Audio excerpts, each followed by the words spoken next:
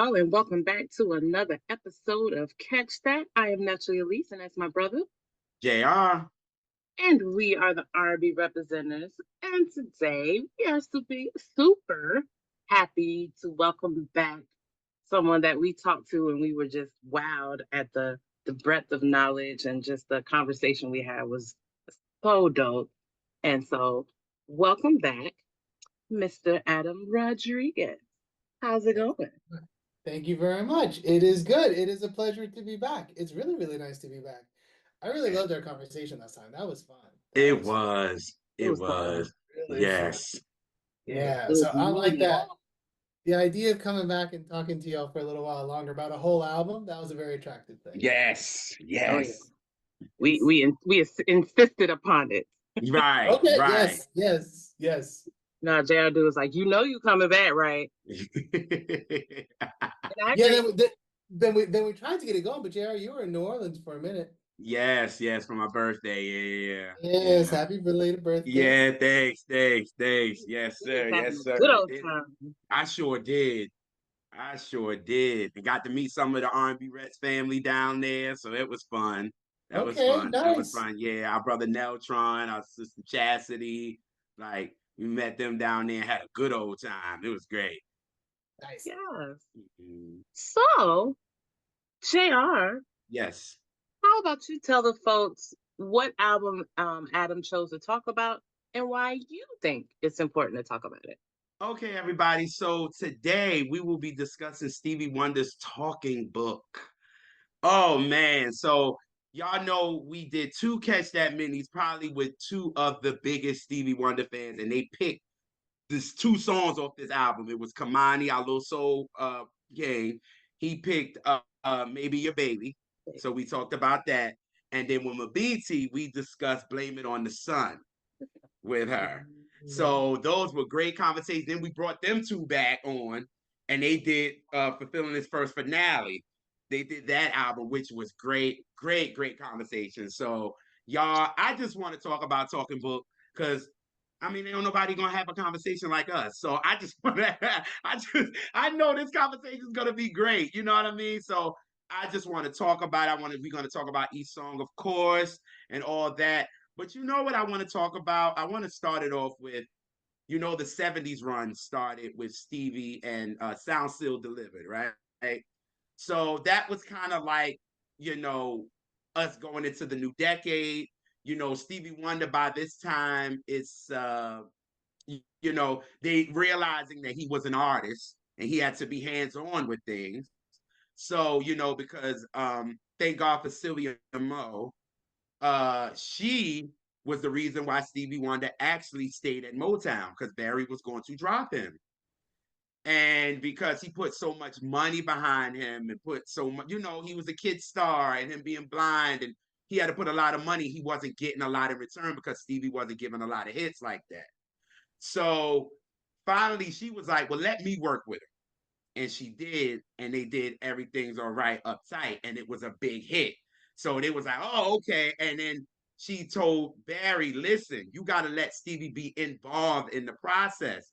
And when you let him, then you're going to let the freedom come out and you're going to be able to feel him on the record and it feels like him so he can really get in like he wants to.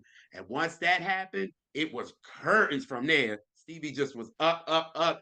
After 65, it was like he was putting out a hit every 2 days. You know what I'm saying? Like in the 60s, it was crazy. You know what I mean? And when you go talk about the 60s albums of Motown, we know how that just saying. But so we get to Sound Still Delivered at 70. He married Sarita Wright and they get married and they write this record with each other. So how did both of you feel about this album and Stevie coming into the 70s and really kind of coming into this new decade? So what was you guys feeling about Sound Still Delivered? Both of us? Yeah. Okay. Yeah. I want to hear from you, Elise. Oh, okay. No, I'm saying, go ahead, you get it. Okay. Yeah, you the guest. You go ahead. Okay. Yeah. Okay. And I I'll just love go that you through. mentioned. I love that you mentioned Sarita. because that was a really big part of this, a big Mm-hmm. part of the evolution of his sound, right? Right. And I was blown away to find out who was, who one of the other co-writers on Signed Sealed Delivered was? Stevie's mom. Yes. Yes. Yes. Yes, Yes. Yes. yes. 'Cause she Yes. co-wrote with him sometimes too. Yes. But Yes. no, I think Motown didn't know what to do. I think Motown didn't know what to do with Stevie. Because they were trying to make him into like Little Ray Charles at first. Oh. And they were trying to, they just didn't know where to find a place for him. Mm-hmm. So when Signed Sealed Delivered dropped, you were hearing an evolution of the sound, and you weren't just hearing it like in the lyrics and all of that, but he was starting to do things musically that I think resonated with who he was as a musician, the way he was arranging the tunes, the way Mm-hmm. he was composing them.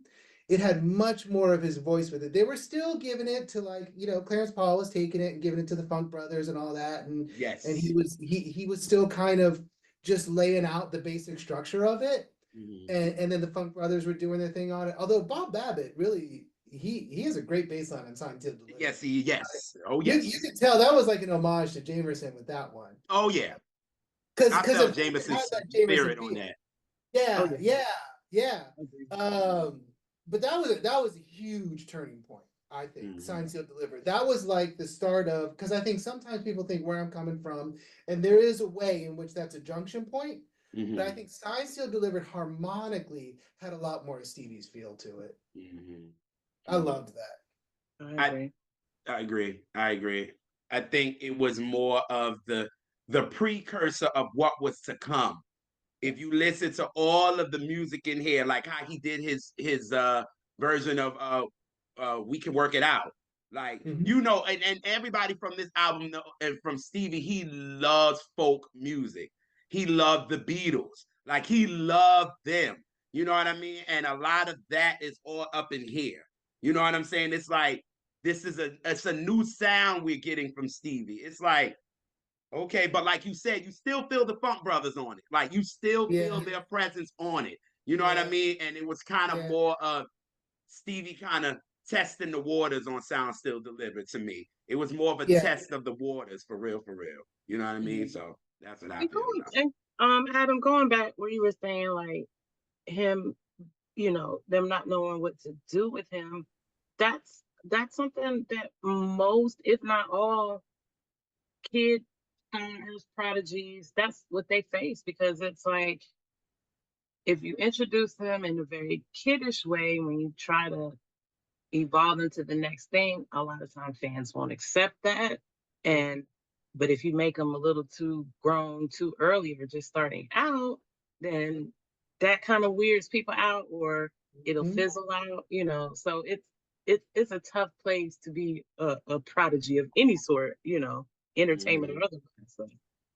I think it is, and it's so it's I think it's a product of like how Motown functioned, right? As kind of a assembly line that they couldn't really see what he could do, because if you even listen to Fingertips, you can hear somebody who was like, I'm a musician. I'm not just a vocalist, but I can do more than sing, right? I can play the congas, I can play the harmonica, I can do all of these things. And then you've got this kid who, you hear all these stories like he was just this hanger on, like he was hanging around all the Funk Brothers. He was hanging with Joe Hunter. He was hanging with Benny Ben Benjamin. And Benjamin, they were yeah. all just teaching him. They were Yeah. all just teaching him. They took him to school and he started messing around with the keyboards. And Joe Hunter's like, oh, okay, here's how you do this jazz thing. And he's got all of these different sounds blossoming in him. You could hear it. Even with the Ivan Redknapp stuff, you can hear like how he's bringing in symphonic music to it. JR, you mentioned the folk stuff. He has all these musical influences in his mind. Mm-hmm. Mm-hmm. He has the music of his mind. He has all of these different sounds that he's trying to get out. And he goes and sits down at the keyboard, right? He's not charting anything out, right? He's just playing it. And then Clarence Paul's sitting down with him, just taking, oh, okay, you play this chord, this chord. Let me go give it to HDH. Let me go give it to the corporation. Let me go give it to somebody else. And Um, then it's gone. And there was really somebody there that I think was just bursting at the seams to try and get out. That had all of this amazing talent And Motown, I think, in the 60s was just too constricted, too much into this is what our formula is. This is what we do and how we do it, and we're going to keep doing it no matter how gifted you. It was the same thing with Junior Walker and the All Stars, right? They didn't know what to do with them. They All because didn't. they were all musicians. They were a band. Mm-hmm. It wasn't, you know, it wasn't like the Temptations where you had a bunch of vocalists and you could just give them the lyrics and the harmony and say, go do that. Mm-hmm. They didn't know what to do with Junior Walker. They didn't know what to do with Stevie Wonder. And so you had these talents that they got something great out of them, but it wasn't really until Stevie was allowed to go out on his own that you really saw what he could do. I think too, when it comes to that with Motown, and even in the 60s period, because Stax was like that too. Stax was just a little bit more freer than Motown a little bit. But I think that everybody back then, it was more about not letting the talent be really artists for real. It was Yeah. like we give you the give you this give you the song sheet. You remember these lyrics. You hear the demo. You go in there and you do it yourself, and that's it. And I think that was just the formula of it all because you had when you have somebody like a Marvin and a Stevie at Motown, and these guys are artists. Like they can't just you just can't give them a song and tell them to do it. They like, no, that's why you have Marvin playing drums on stuff and he was doing this on stuff. And then, like you said, you had Stevie just sitting with the Funk Brothers while they're creating a song. He's just sitting there like, ooh, I'm watching, like, what the heck is going on? Like, I'm hearing all of this stuff. You know what I'm saying? So it was like, for me, I think after I'm so glad that music changed in like 67 where we started to get artists. You know what I'm saying? Labels started being like, wait a minute, we need to let these people start. And it started with Aretha, with, I Never Loved a Man. Like, Jerry Rexler was like, listen, this girl can play piano. Like, let her be free. Because at Columbia, they weren't letting her be free. They was like, girl, we just gonna give you songs like Skylark and all of this kind of stuff and just sing it. And it was like her voice was there, but Aretha had so much that was gonna bust out of her. So then you have somebody like Stevie that was sitting there and y'all giving him fingertips. Fingertips part two, you hear the guys in the background, they was like they're following him because he's sitting there kind of being the artist and having fun with it. And they like, whoa, okay, he's doing this. Like they trying to follow him. So it was like you can hear the bass player be like, what key? What key? What key? Yeah. So it's like in that moment, it's like I would have thought Motown would have been like, wait a minute. Okay, this little boy, we need to let him be. But again, that wasn't. So by 67, it changed. And it was like, okay, now we need these artists coming in. And Barry still wasn't on that yet. You know what I'm saying? He was still, let's stick to the formula. It's worked, but not realizing there's always a shift and you got to kind of follow the shift. And now it's more about the artistry. That's why after a while, the Funk Brothers really wasn't needed too much anymore because now you got other, artists that play these instruments. So when you got to Stevie doing Sound Still Delivered, it was like, oh, this is what we've been like kind of hearing. It was like, this is what we want to hear. You know what I'm saying? Like, oh, snap, yes, okay, Stevie is really getting down with the get down. And then he got his wife on board with him. So this is talent right here. Like, this is real. You know what I'm saying? So then now Stevie is like, haha, okay, y'all gave me a little bit on Sound Still Delivered. Now let's go to Where I'm Coming From. Because Where I'm Coming From, he's produced the whole thing. He's producing it, but you still got the Funk Brothers still on it. You know what I'm saying? Still like, okay, let's. The Funk Brothers? Were the Funk Brothers on Where I'm Coming From? I thought they were. I thought they were, especially with I thought they played on If You Really Love Me. They might have played because I feel like that was mainly Stevie and Sarita. I feel like Stevie, that was the one where did he? I don't remember how much the Funk Brothers played on. Yeah, because If You Really Love Me is my favorite Stevie record, period. So is it really? Yes, and then I have Brian Alexander Morgan come on our show. We were talking about a Stevie record. He sung it. Oh Lord, I lost my mind. Elise is on the research right now. She's got it. You see her, right? You see her. You see her. She's got it. I love it. Yes, because I have to look at it. Yeah, go ahead. Go ahead. Yeah, but so no, go ahead. No, no, no. So I thought they were still on it. I thought they played sometime on it because once we got Music of the Mind, they were completely there was no Oh no, they more were gone. of They were gone. that. Yeah, You know yeah, what I'm yeah, saying? There was no yeah. more of that. So where I'm coming from, I think Stevie was kind of okay. Y'all gave me a little bit on Sounds to Deliver. Now let me be in control of this, Yeah. especially. And I think, to be honest, it got swept under the rug because we know who came the month after with Yes, what's yes, we going do. on. You know what I'm saying? So it was like this got kind of swept under the rug. And the only thing people do remember about on this album is If You Really Love Me, because that was the hit. And I guess Never Dream You Leaving Summer. You know what I mean? But I'm like, you got great songs on it. Like, I Want to Talk to You, Do Yourself a Favor. Like, you got these great songs on here. But again, once What's Going On came out, it was like Stevie Yeah, kind of got pushed under the rug. You know what I mean? yeah, Nobody really thought. So now you got, okay, now he comes out with this. So then now it's time for his contract is up. yeah. And They now he's like, they were listen, on they were on the album all over it actually. Oh, were on they? on Okay. where I'm coming from, I figured Yeah. that. Yeah, yeah, I thought that was more CV. Okay, so they were still on that. yeah. So that's why I was Yeah, like, he produced it, but he yeah, still yeah, had yeah. the Funk Brothers still playing on it. So Yeah. by the time we get to Music in my mind, it's like this is all me. And Barry and them is like, his contract is up. Let's get, what I'm saying? He like, I want more royalties, give me more of this. And, they like, okay, well, Barry really wanted Stevie to fail. Let's just be honest. He wanted him to fail. He did not want Music of My Mind to be what it was. You know what I mean? Even though it didn't do as well, but Barry was like, ha ha ha ha. You should have listened to me. But I think in that album, to me, I feel as though that Stevie didn't really know the commercial between commercial records and regular, just him being an artist and him in the studio and what felt good to him. I don't Yeah. think because there was really no hit song on Music of My Mind. That album is not commercial at all. You know what I'm saying? Yeah. Like, You know what they released? Didn't they release Superwoman? yes, That's a on wild track to release as a single. I Yeah. love it. I think it's a great track, but to release it Oh, as a single, that's it's my wild. yeah, that was my definitive favorite Stevie record most days. And Hmm. and I I don't understand why that's why that you would be the single. that's why you knew it was like they were setting it up for failure for real.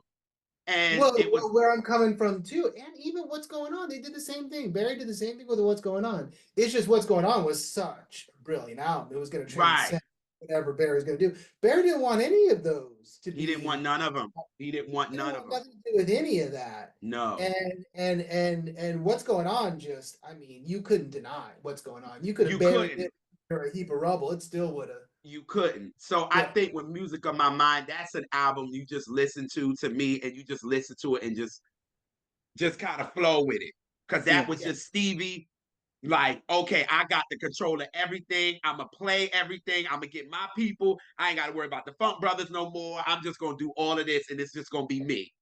Yeah. And Barry and them was like, okay, you want to do you? You go right ahead.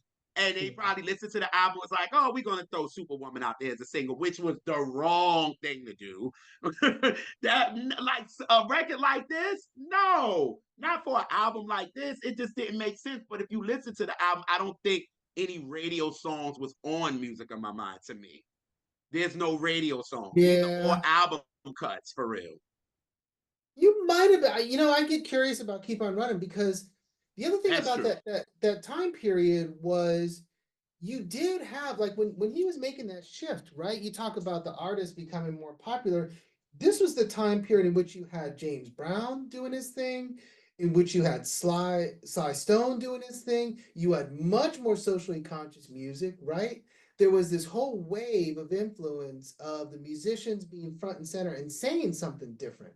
Right. And you had artists that were doing that. They were doing it at Stax. They were doing a little bit of Motown, right? Like Right. you had a little bit of it with what the Temptations and Norman Whitfield were doing, Right. but this was really this sort of shift where you had artists who felt like they wanted to say something and be more expressive in a different way. and have this sort of personality come out. You know, it was the late 60s, the civil rights movement. Detroit riots were what, 67, I think. Detroit riots 65. 65? Was it Okay. 65? I think it was a little bit later. Okay. It could But be 67. It could be 67. Yeah, you're right. but you had this sort of shift, and you had music that, I mean, Superwoman was such an interesting choice. It's got a nice melody, and I like it. At least both sides of the track do. Mm-hmm. But I could see Keep on Running maybe doing something, making some noise just because of what else was out there with like Sly and Hendrix and all that. Right. And one thing I will say about Music on My Mind is compared to other Stevie records, it's thinner.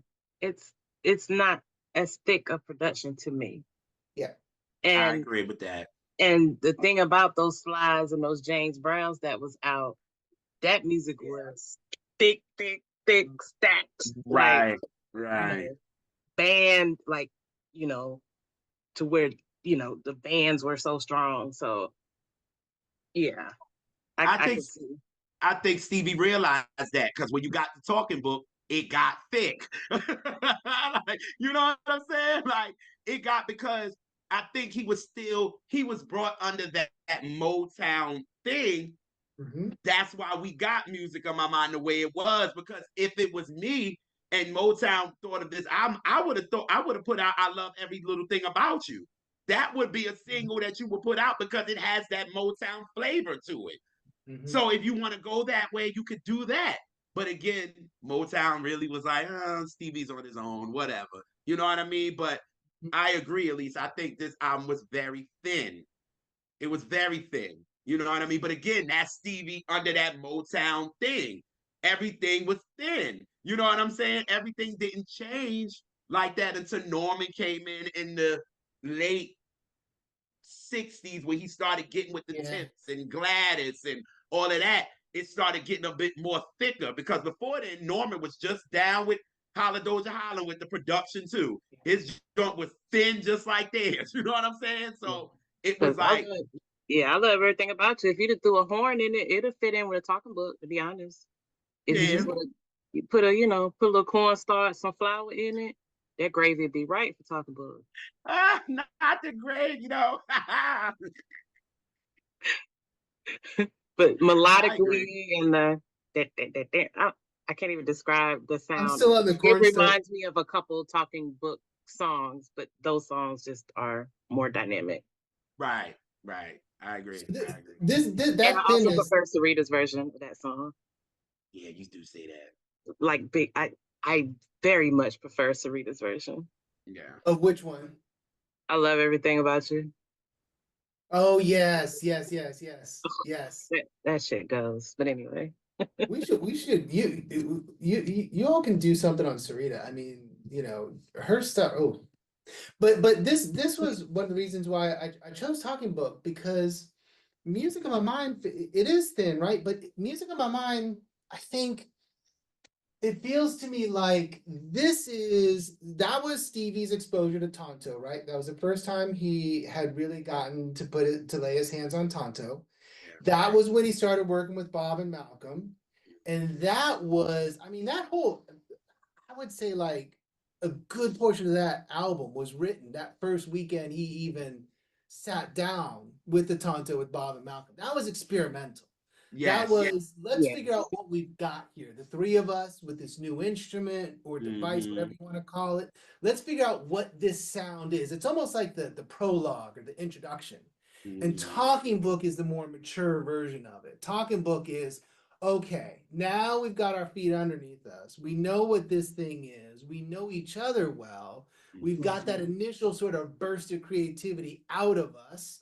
A lot of that burst of those initial feelings about him and Sarita has also been laid out, even though that's going to trickle through his work for years, I think. Yes. And let's put that out, and let's define this new sound that I've got in my mind, right?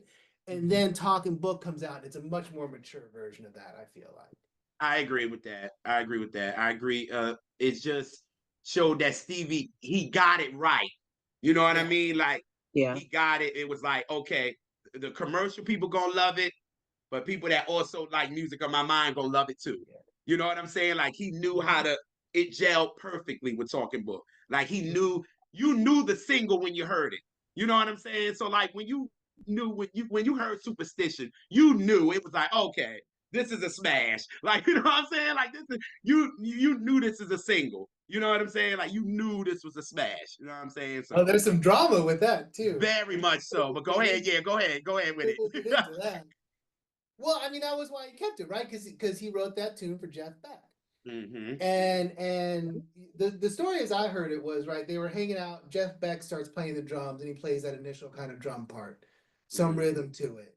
And then Stevie goes in. Stevie had promised Beck a song. He had said, okay, Beck, I think he connected with Beck through Malcolm Yeah, he did. or something he was doing. And he said, hey, Beck, will you play on my album? And I'll write a song for you. And originally Jeff wanted Maybe Your Baby. And Stevie said no. and, Right. uh-huh. and then he said, okay, I'm gonna work on the song. And he worked on Superstition and then he cut it. But I think Jeff even cut it first. And then Stevie laid it down and Motown heard it and said, no, that's ours. That's ours. Jeff doesn't get that. There were some hurt feelings for a little while about that too. But Motown rightly heard that song and said, nah, you don't give that up. Which and that's probably to this day for the average person Stevie's most well-known song, I would think. Yeah. Yeah. It is. Good Lord. There's good and bad that comes with that. Oh yeah. At least go And off about it because we no, talk I about had to this go often. off because I had to come to peace with that song because it's one of the first songs that my guitar teacher taught me. Yes, y'all. Alicia's learning guitar, but go ahead. The second or third song and playing the guitar parts and playing the horn lines on the guitar. And now I always loved the song, but I had fatigue of the song. It's Oh a, yeah. Me too. It's a gorgeous, brilliant, like high art, like Pantheon type shit. But Lord, because it seems to be the song that everybody does on a tribute. If they're like a rocker or some sort of band situation, they're gonna do that song, which I understand, but it's just the fatigue of it. You know, that and High Ground. It's just like, like you see all these damn songs. I get it, but it was just a fatigue, and it kind of made me sour on the song for a very long time. Yeah. And really, it took me learning in class and doing those riffs, and I was like, oh, I know how they play it on everything. It's actually very fun to play, very fun to play. I get it now. It was like I'm glad you spoke on about the drama with it because I think Stevie couldn't really enjoy it being a hit as much as it was because Beck was going hard in the press. Like he was saying some unkind things that Stevie was not very happy with. And it's like he had to deal with it every time. So the song is doing great. And they're asking him about what he feels about what Jeff said. And it's like, Stevie couldn't really enjoy it. You know what I'm saying? But back in the same breath, it's like, well, I felt shortchanged because the record really was for me. Like, so, but I'm like, but then we just went in about Motown not understanding it, but Motown clearly knew what hit was. You know what I'm saying? They like, this for you. We throwing this joint out. Forget that mess. You know what I'm saying? So it's kind of bittersweet when you think about, you know what I'm saying, Superstition for real, especially for Stevie. You know what I mean? Yeah, and I kind of hate for artists to this day to where a hit in the time gets overshadowed by some sort of controversy. And a lot of times stuff that has nothing to do with the music or the song. In this case, it did have to do with the music, the business side of it. But you know, but I always hate that. It seemed like the most talented people get so burned by it. Yeah. I agree. Oh God. Yes. So we can get into this album, y'all. I love the transition, how we did that. That was so dope. We're good. We're good. So Starting this album off, he starts it with "You Are the Sunshine of My Life." Hey, right there. That, that's my nickname, Sunshine. But Wait, the what'd you song, say? but that song, Oh Okay. no, wait, I for didn't real. say, I didn't say I didn't like it, but it kind Right. of gets on my nerves. Oh yeah. Oh yeah, yeah, yeah. This song used to be the So, ringtone for my mom oh, when I had mine. So anytime she called me, and this is in college. So, and at least you know how my mom calls. My mom calls a lot. So, we you love you, know, my Irvina. dorm room and my peoples was like, and she calls early in the morning. So you hearing, you are, so like every morning. Finally, my roommates was like, dude, can you kind of put this joint on mute? Because they was like, we is getting sick of you in the sunshine of my life hearing this shit in the morning. And Yeah, it ain't sunshine outside. You know what I'm saying? yeah, Like they like, yeah, Yeah, no, this is getting annoying. But at yeah, least if I couldn't dedicate this to my mom, I probably would feel the same way you did. Because I'd probably be yeah, like, yeah, this song gets on my nerves. and and the reason it gets on my nerves has nothing to do with Mr. Wonder. No. It's or the music. It's Mm. it's one. I don't know. It's just that every like it's a like a loud singer love to sing shit like yep, yep. songs like this, and I just think of cruises and Las Vegas, the minor shows, and Oh no. uh. Yep. So that's where it puts me Yep. in, and I, and like then I I said, like, it's not him, it's not the music, it's just but those things are inextricably linked. It's just what it is, you know. I, I just like how this song was actually put together for real. Because we all know this joint is about Sharita for real. And I like when what's his name was on Edwards was on bass. Scott Edwards is on bass, right? And he said, by this time, he got Ray Parker that was on guitar. You got what's his name? Coupland on drums. And you got David Sanborn on horns. I would Yeah. know because I love horns. What? And yeah, and Trevor Lawrence on horns. So they said, Stevie was just in the studio and he just played it. And then they all just jumped in. It was just like they was just jamming and they just jumped in. And they said when they finished it and they started it, it was like, oh, this is a hit. It was like, this is a hit. And they really went right into the studio and recorded it. They was like, once they jammed to it, they was like, this is a hit. And I just like the backstory of a song where, Stevie just comes in playing it, and then his band just comes in and just come behind him and just like, dun, dun, dun, like we gonna follow you.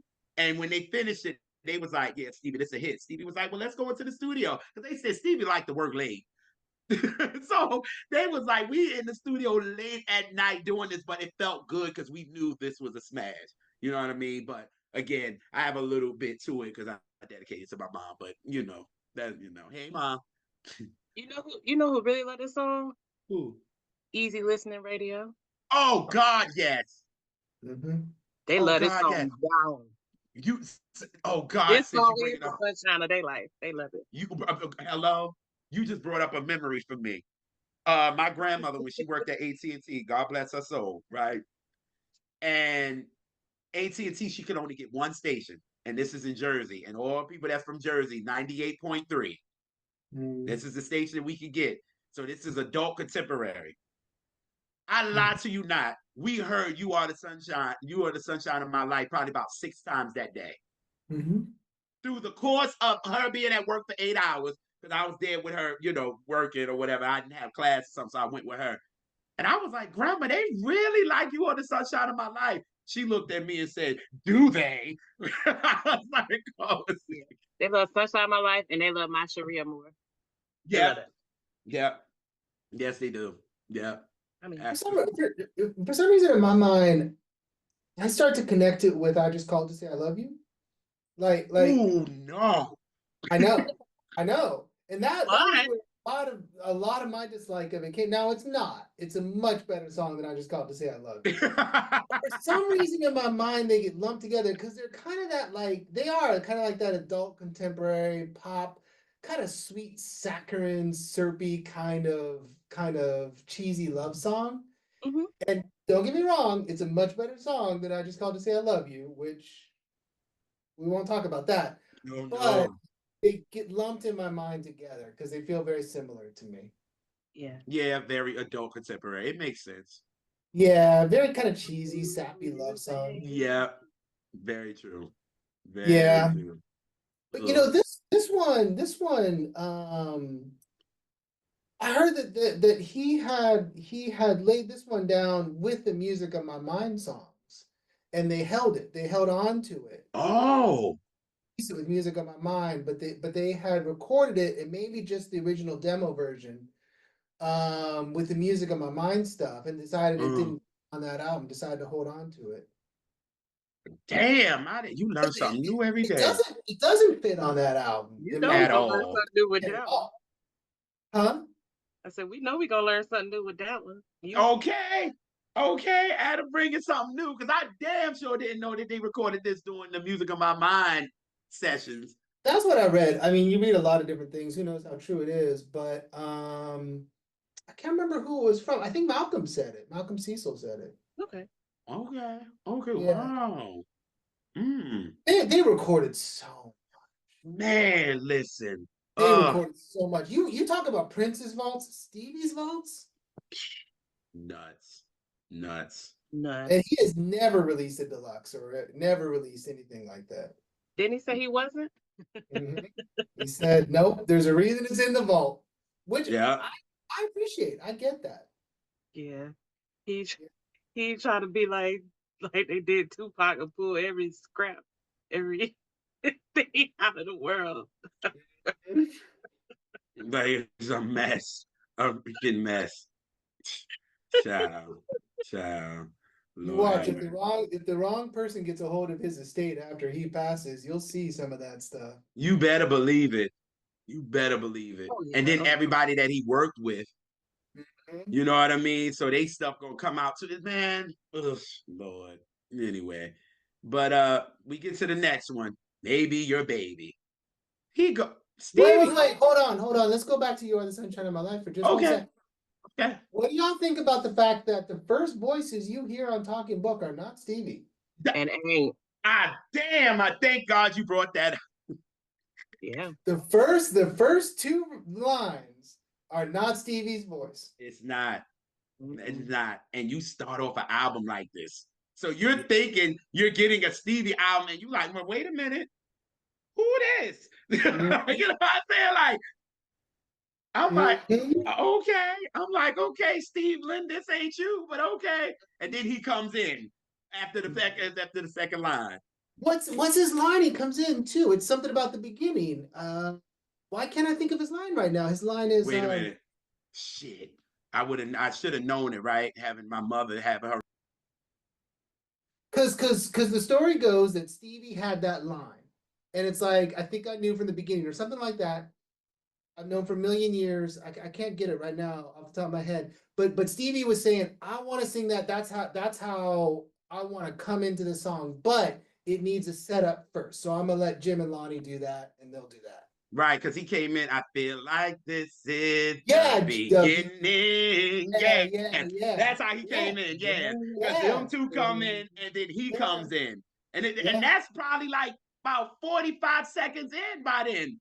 So Oh you like, yeah, oh yeah, yeah. like we damn near in the middle because the song is only like what 2 minutes long, like two Yeah, minutes and like it's 40 seconds or something like that. yeah, that's a Oh, pop three song for minutes. sure. Okay, Yeah. Well, okay. 258. Yeah. Oh, all right. Well, all right. So it's like you damn near a minute in and you ain't hearing Stevie. You know what I'm saying? Like it's like, but Mhm, again, that right there just shows how comfortable Stevie is as an artist. mhm, Cause he mhm, can let somebody come on his record and be like, mhm. go ahead and shine. Go right ahead. Like I'm I gonna come said. in and you see Stevie came in with that good singing. This is Yeah. the like he came in singing hard. Yeah, and You know, that difference in voices is ooh, whoo. you say, okay. Yeah. Right. I'm not, now, Stevie, you ain't playing no games. Okay. At And all. you let them have their little fun, but it's my time. You know what I'm saying? Like, I think Mhm. that. Thank you for bringing that up, Adam. How the hell did I miss that? Shit. We were caught up in the Yes. Oh decade my 23, God. yes, of You Are the Sunshine of My Life. It took me, I will say though, listening to it again several times before meeting with y'all for this album, it started to grow on me a little bit more. Yeah, yeah. It started to grow on me. I got a little bit more appreciation for it. It's never been my favorite, especially to open an album. It's never been my favorite track that Stevie opens an album with. That Smile Please. But it for a while I was like, he could have just done away with it, but no, I'm okay with it. Right, right, right. And I just thought about one of my favorite things in that song. Whoa, whoa, all the whoa whoas. I love them. Yeah. It's like seasoning. It's a little like some cracked pepper or something on it. I like it. Right. Like Stevie, like I know this is for adult contemporary, but I'm gonna put a little pep on this. So y'all can get a little bit of right. I'm gonna give you a little church on it. You know what I mean? That's why maybe Stevie's singing so hard. Cause like Yeah. y'all said, it's a little bit on the Sesame Street side. You know what I'm Yeah. saying? It's on that. So Stevie, like, all right, I got to add a little bit more growl to this joint. So I'm gonna come in and give y'all some singing. You know what I Yeah. mean? And then I'm gonna give y'all the little church. You are like he doing all of that, doing all these vocal riffs and all this kind of stuff to let Yeah, y'all know. All right, it's a little Sesame Street, but I'm still gonna sing on this mug. You know what I mean? So yeah. Hey, don't sleep on Sesame Street. There's some bangers. yeah. They Should. did. They did. It Yeah. did. My favorite neighborhoods. Talk about. Yeah. Okay. I'm repping them today. You sure are. I peeped that. Oh, snap. Right in my face, and I ain't even know it. You know what I'm It saying? Yeah. happened. Oh, God. Yeah, All Sesame right. Street raised me, okay? Listen. Ditto. And yes, indeed. Hello. Okay. So we go to Maybe Your Baby. He goes from a song that's talking about love to a song where he's talking about a girl cheating on him with his best friend. Mm-hmm. I was like, damn, Stevie. Like, He does that. You know what? That is so wild to me about this album. It's like it starts with this beautiful love song, and then up she's stepping out. Another beautiful love song. yep. Yup, you've got it bad. And then another really nice love song. It just goes back and forth for the beginning of this album for like the first 5 tracks. Yeah. Mm-hmm. But you know what? That's life though. Life ain't linear. That's right. That's That's right. true. That's true. Uh-huh. It is every one day and then the next day. Come on, somebody. Yeah. I gotta I gotta catch the mini on Maybe Your Baby. I haven't heard that one. I Yeah. want to go back and listen to Oh, that. I and love this song. our little young soul king Kamani. Oh my God! Like the way he Oh, broke that yeah. thing down. How old is he now? What, 23? 22? Yes, Really? yes. So when he did that, he was what, 21? Mm-hmm. Yes. It I was so know. he broke it down so good, Adam. We put the clip up, and Jimmy Jam followed him just from that clip. Yes. It was like, who is this kid? Because the way he broke, like, so me and Elise gonna talk about it and the feeling of it and the way he said Stevie brought Sly in it, it was his thing to Sly, like the way, oh my God, I was like, come on, like the episode, I'm sitting like this. Yeah, we ain't say hold on. No, it was his episode because he's right. Like he said, maybe you're big. Stevie is a student. Like you said, very like how you came in on the show, me and Elise was really focused. You was like, oh, you guys a student. He's a student. So he heard what was going on around him. Mm-hmm. And when he got to Maybe Your Baby, he was like, all right, I see what Sly doing. I see what, like Elise said, James doing that time. Everything was thick. So Stevie was like, all right, it's time to get my funk on. You know what I mean? And he did with Maybe Your Baby. And I think, yeah, this is definitely, I'm like, dang, but I was just like, damn, Stevie, I'm like, hey, this is all about love. And then I come in like, damn, she cheating on you, dog? Damn, with your best friend? Jeez. Oh, Yikes. It's a The cruel only world person out that here. can ever do him any good. Yeah. yeah. But the way it come in, oh, Shout out to Ray Parker Jr. yes, sir. On that guitar, baby. Right, the chords. Woo. And it was that feel too. He loved that feel because I feel like he did that same thing with All Day Sucker on Songs in the Key of Life. He brought in Snuffy Walden on guitar with that kind of like fuzz guitar to really Yeah, make it. Cause this song, like Stevie's funk songs are so they're spaced out so well. Because they have a fullness to them, but they also have a lot of space with them. And so there's all this room for like Ray Parker to move around with the guitar yeah, while you've got that heavy like Rhodes in there from Stevie. And the two of them together, I mean, they make this song. Absolutely. yeah, yeah. Absolutely. Oh yeah, like this song is just so damn funky, man. Oh You know what yeah. I mean? Just make you. Oh Mm. yeah. This I know Prince was definitely inspired by this record. Yeah. Like to hear this definitely you could definitely see what Prince got from this. Hell, Stevie got so many kids out this joint, it's ridiculous. Yeah. But you know what I'm saying? Like this song is just so funky, man. And like you said, it's Ray and Stevie kind of like not battling, but it's like a back and forth with them two. And like you said, Ray is just free on this joint, and it's just oof, it's Yeah. just a funky. It's just Their funk. synergy is just off the charts on this record. Yes, it is. Yes, it is. It's And just you talk about Prince being inspired by this song. I think about Michael Jackson being inspired by this song. The vocals in this song, the oh yeah, inflections, oh Oh yeah, yeah. oh yeah. all of that, like I always feel like so Steve, one of my favorite things about Stevie is, like I'm a bass player, right? People talk about that bass face, that stank face or whatever that people make when you hear good music. I feel like Stevie's got the stank voice. Like he's got that like guttural sort of growl that comes in every now and then. You hear it in Tuesday Heartbreak. You hear it after the break in Living for the City when he comes back and he's just got that punch to his voice. Uh-huh. And I feel like he's got that in here, and he's got those little inflections, the he's every now and Mhm. then. And then He's hey, got, you talk about Michael. Did Michael get that yeah. from that? Like yeah, Yeah. I was You playing get this that. song. You get No, that no. ground in you get it in like As, you get it in Superstition. When he comes back that second or third verse, like but you're like, yeah. Mhm. That's when I get into I be child. Ooh, that's my favorite thing is when he comes to You're that ground. hearing these things that become Recognize. Yeah. like Stevie's signatures, right? Like the extended vamp on a song, right? Because maybe your baby could have been a 3-minute song. And then the next half of the song is just him going off on a jam with Ray Parker. jam. That's And that it. becomes like Stevie's thing, right? He does it on all those songs you mentioned too. He does it on As. He does it with Living for the City, Another Star. These songs that could have been 2.5, 3 minutes long. And he's like, nah, I'm just gonna jam out on this.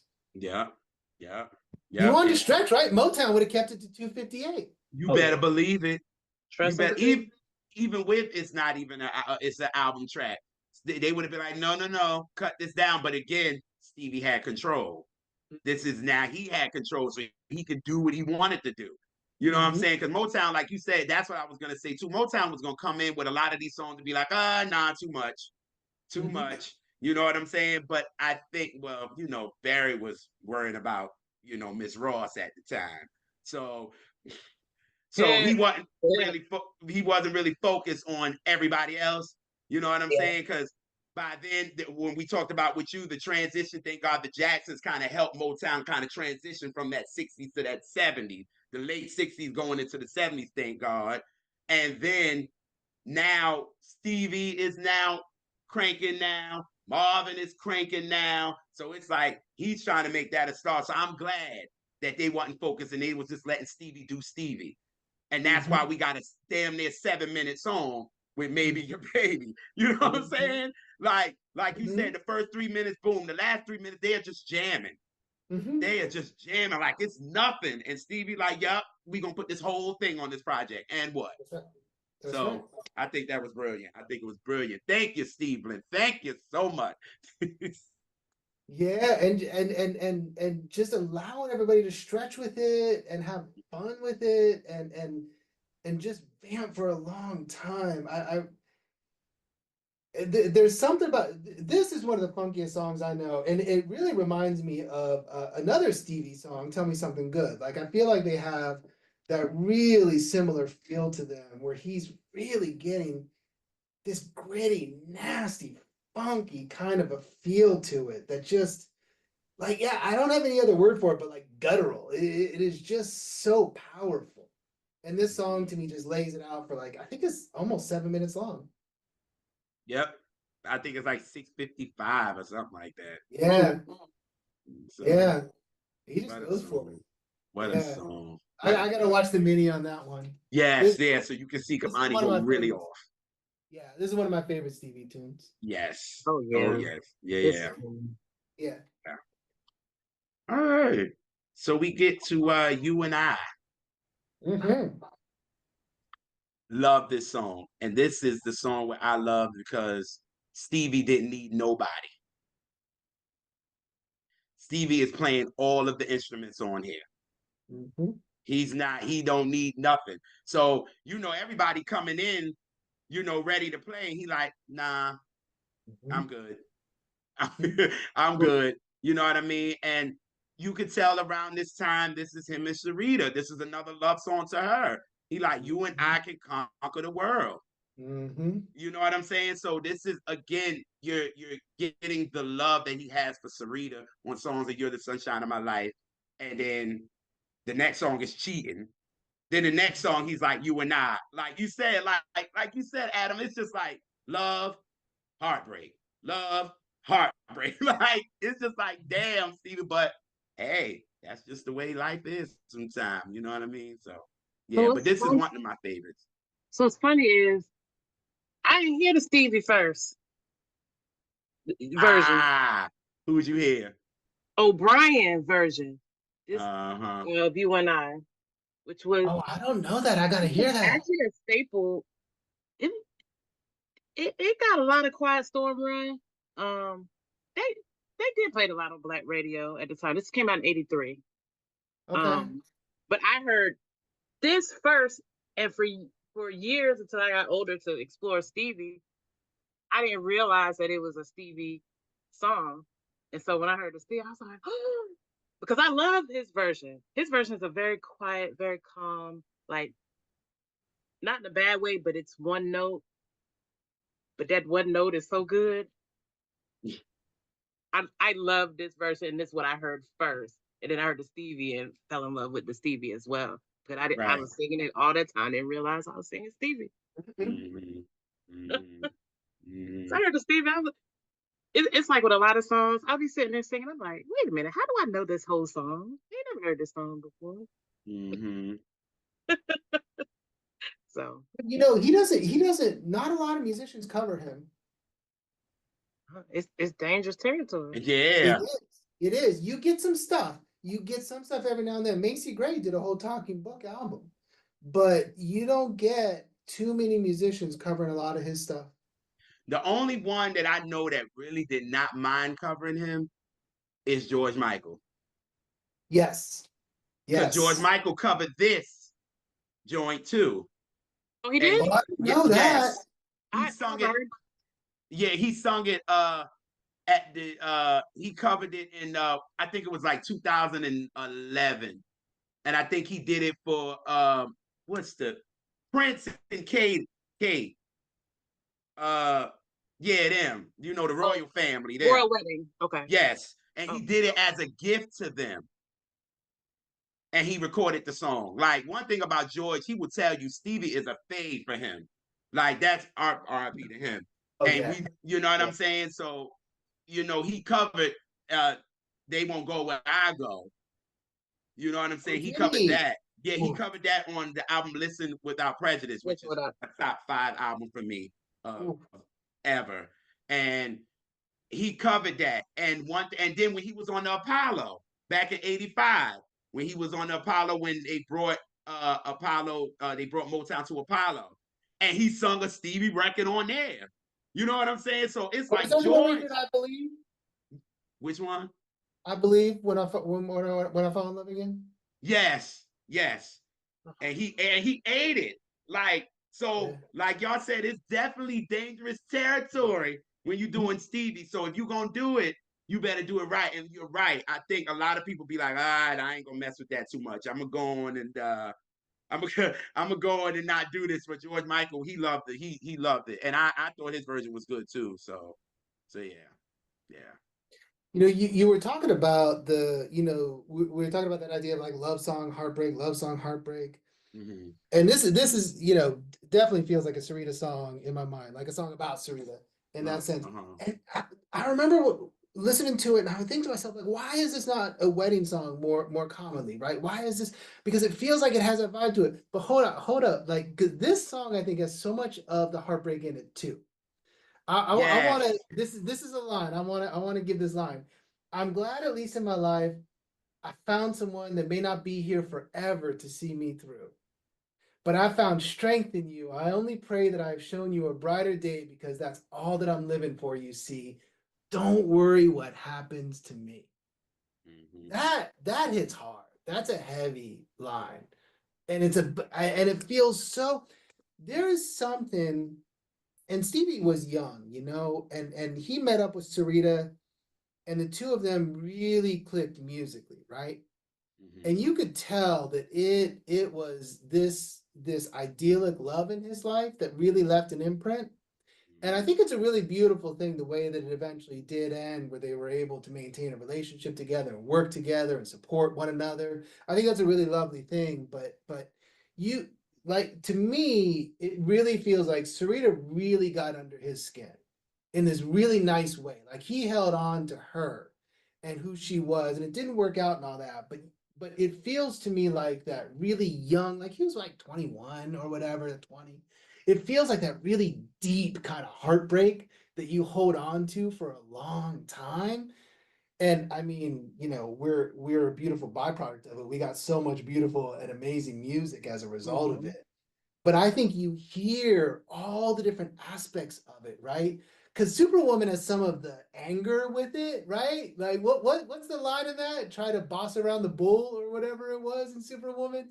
And then you've got this other line in here, like, don't worry what happens to me, which is so like masochistic and like, self-angsty. It feels like it just runs the whole gamut. Whatever Stevie felt for Sarita just feels so deep to me. Yeah.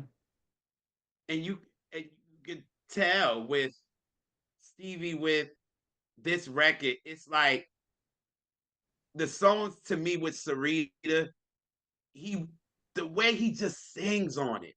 That's why, like you said, it felt very like this is somebody that came into his life, Yeah. and like you said, that really changed it. You know what Yeah. I mean? Because Yeah. it was he sang differently with songs when he was talking about her life. We said that Yep. you were the sunshine of my life. He coming in growling, like letting y'all know, like I love this woman. Like she's the sunshine of my life. Like he letting you know vocally. You know what I Mhm. mean? Then that's why maybe your baby, he like, all right, it's all about the musicianship. Let's funk out here. You know what I'm Mhm. saying?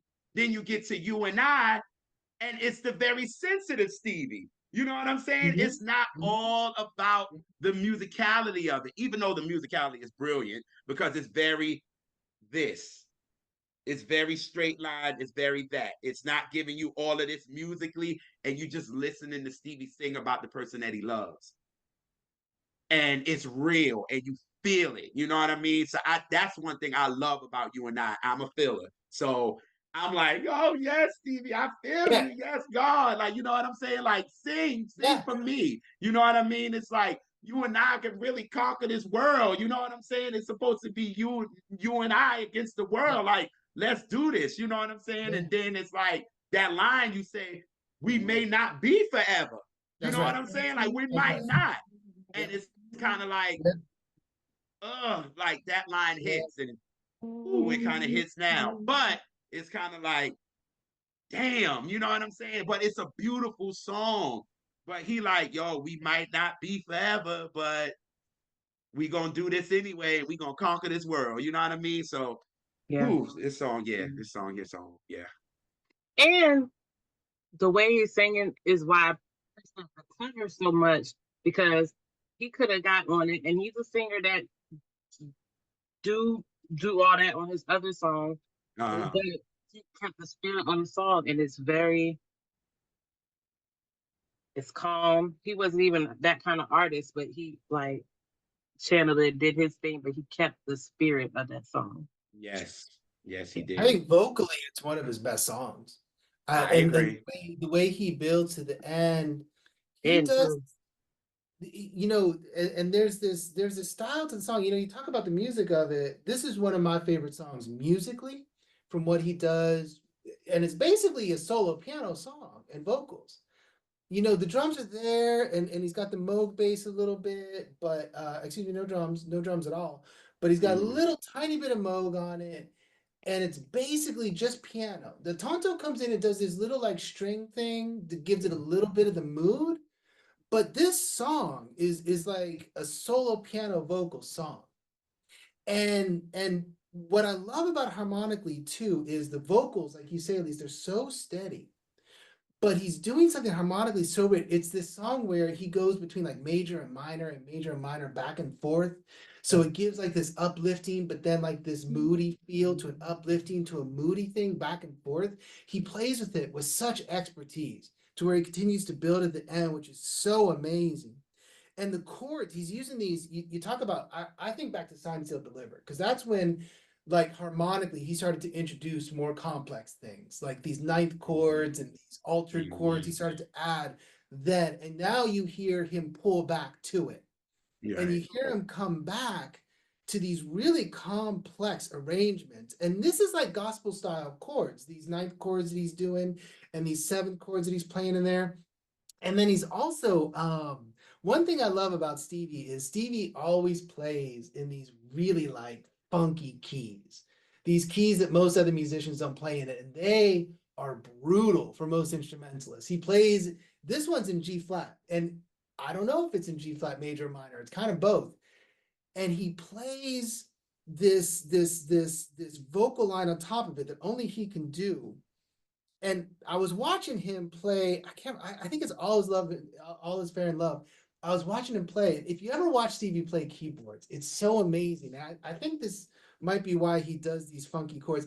Like most pianists, right? They kind of play like this with the curled fingers, and then they kind of reach up to the black keys. Stevie plays flat. And if you watch Stevie play, his fingers are flat as he plays and he journeys around. And when your hands are flat on a keyboard, right? You think about it, your hands are resting on the black keys, which is where all the flats and the sharps are. So Mhm. you're playing in these funky keys just naturally, and his thumbs even are like flared out to the side. And I read one guy was saying that it might be a device he uses because as a blind musician, you can't just put your hands curled up on the white keys and know where you're at. But the black keys, you can know where you're at It gives because you a guide to where, yeah. you're a guide, right? Mhm. Because it's like set of two black keys, three, two, three, two, three. Hmm. Whereas the white keys are Right. just, Just, yeah. and so you get these funky keys that he plays in. And whenever you see songbooks for Stevie too, they tend to lower it. So if you find like a songbook that they release from him, I think they usually have this one in F minor usually instead of G flat. But he does something with this song musically that I think, to your point, Elise, about him staying like so steady, he's doing that with this deeply complex and rich harmonic structure to the song with only a few keys that he's playing, and he's holding it steady while the music is doing all of this beautiful stuff through it. And to me, it is musically one of his most beautiful songs. It's just stunning. Mm. Yeah. Oof. I get nerded out Yeah. on the music of it too. No, No, I was here for it. It's something, man. Oh, and the vocals too, like they're so syncopated, right? They don't Hmm. come on the beat. You think that you try and karaoke to the song, it's gonna fuck you up yeah. because It's Oh like, yeah. yeah. he, Mm, yeah, the mm, way he mm, comes in mm, like early, he mm, holds mm, on to the note. mm, He's mm, never coming in mm, on the mm, downbeat. yeah. Nope. Yeah. Mm. Yeah, like the, yeah. Mhm. Hmm. Hmm. Gives it Oh so yeah. much personality. It gives it so much beauty to it. And it gives it this like tension too, where it really, so where he builds at the end and he like jumps the whole thing an octave higher at the end to where he hits that final like couple of bars. It's just gorgeous. I could listen to this one on repeat forever. Yeah. I adore this. Yeah. Ugh, I love. Yeah. Yeah. that's my song. This Yeah. is another great one too. Yeah. Yeah. Mhm, mhm. All right. Oh, Tuesday, heartbreak. break. Oh yes, yes, yes, yes. We Club getting going up on funky again. club going up on a Tuesday. Okay, Mhm. I'm a little ratchet. It's okay.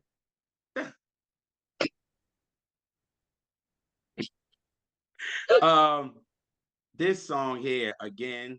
We're back to heartbreak. Another one. Mhm. Your Tuesday heartbreak seems to be Mhm. unfair because you Mhm. say that you found another man. Mhm. Tuesday heartbreak, guess you just don't care because Mhm. you found you another man. Like he started off like that.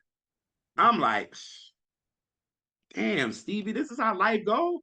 We hurt, Mhm. we happy, we're hurt, we're happy, we're hurt. Mhm. Like, you know what I'm saying? But what's so funny about these up tempos is that they're jamming on this.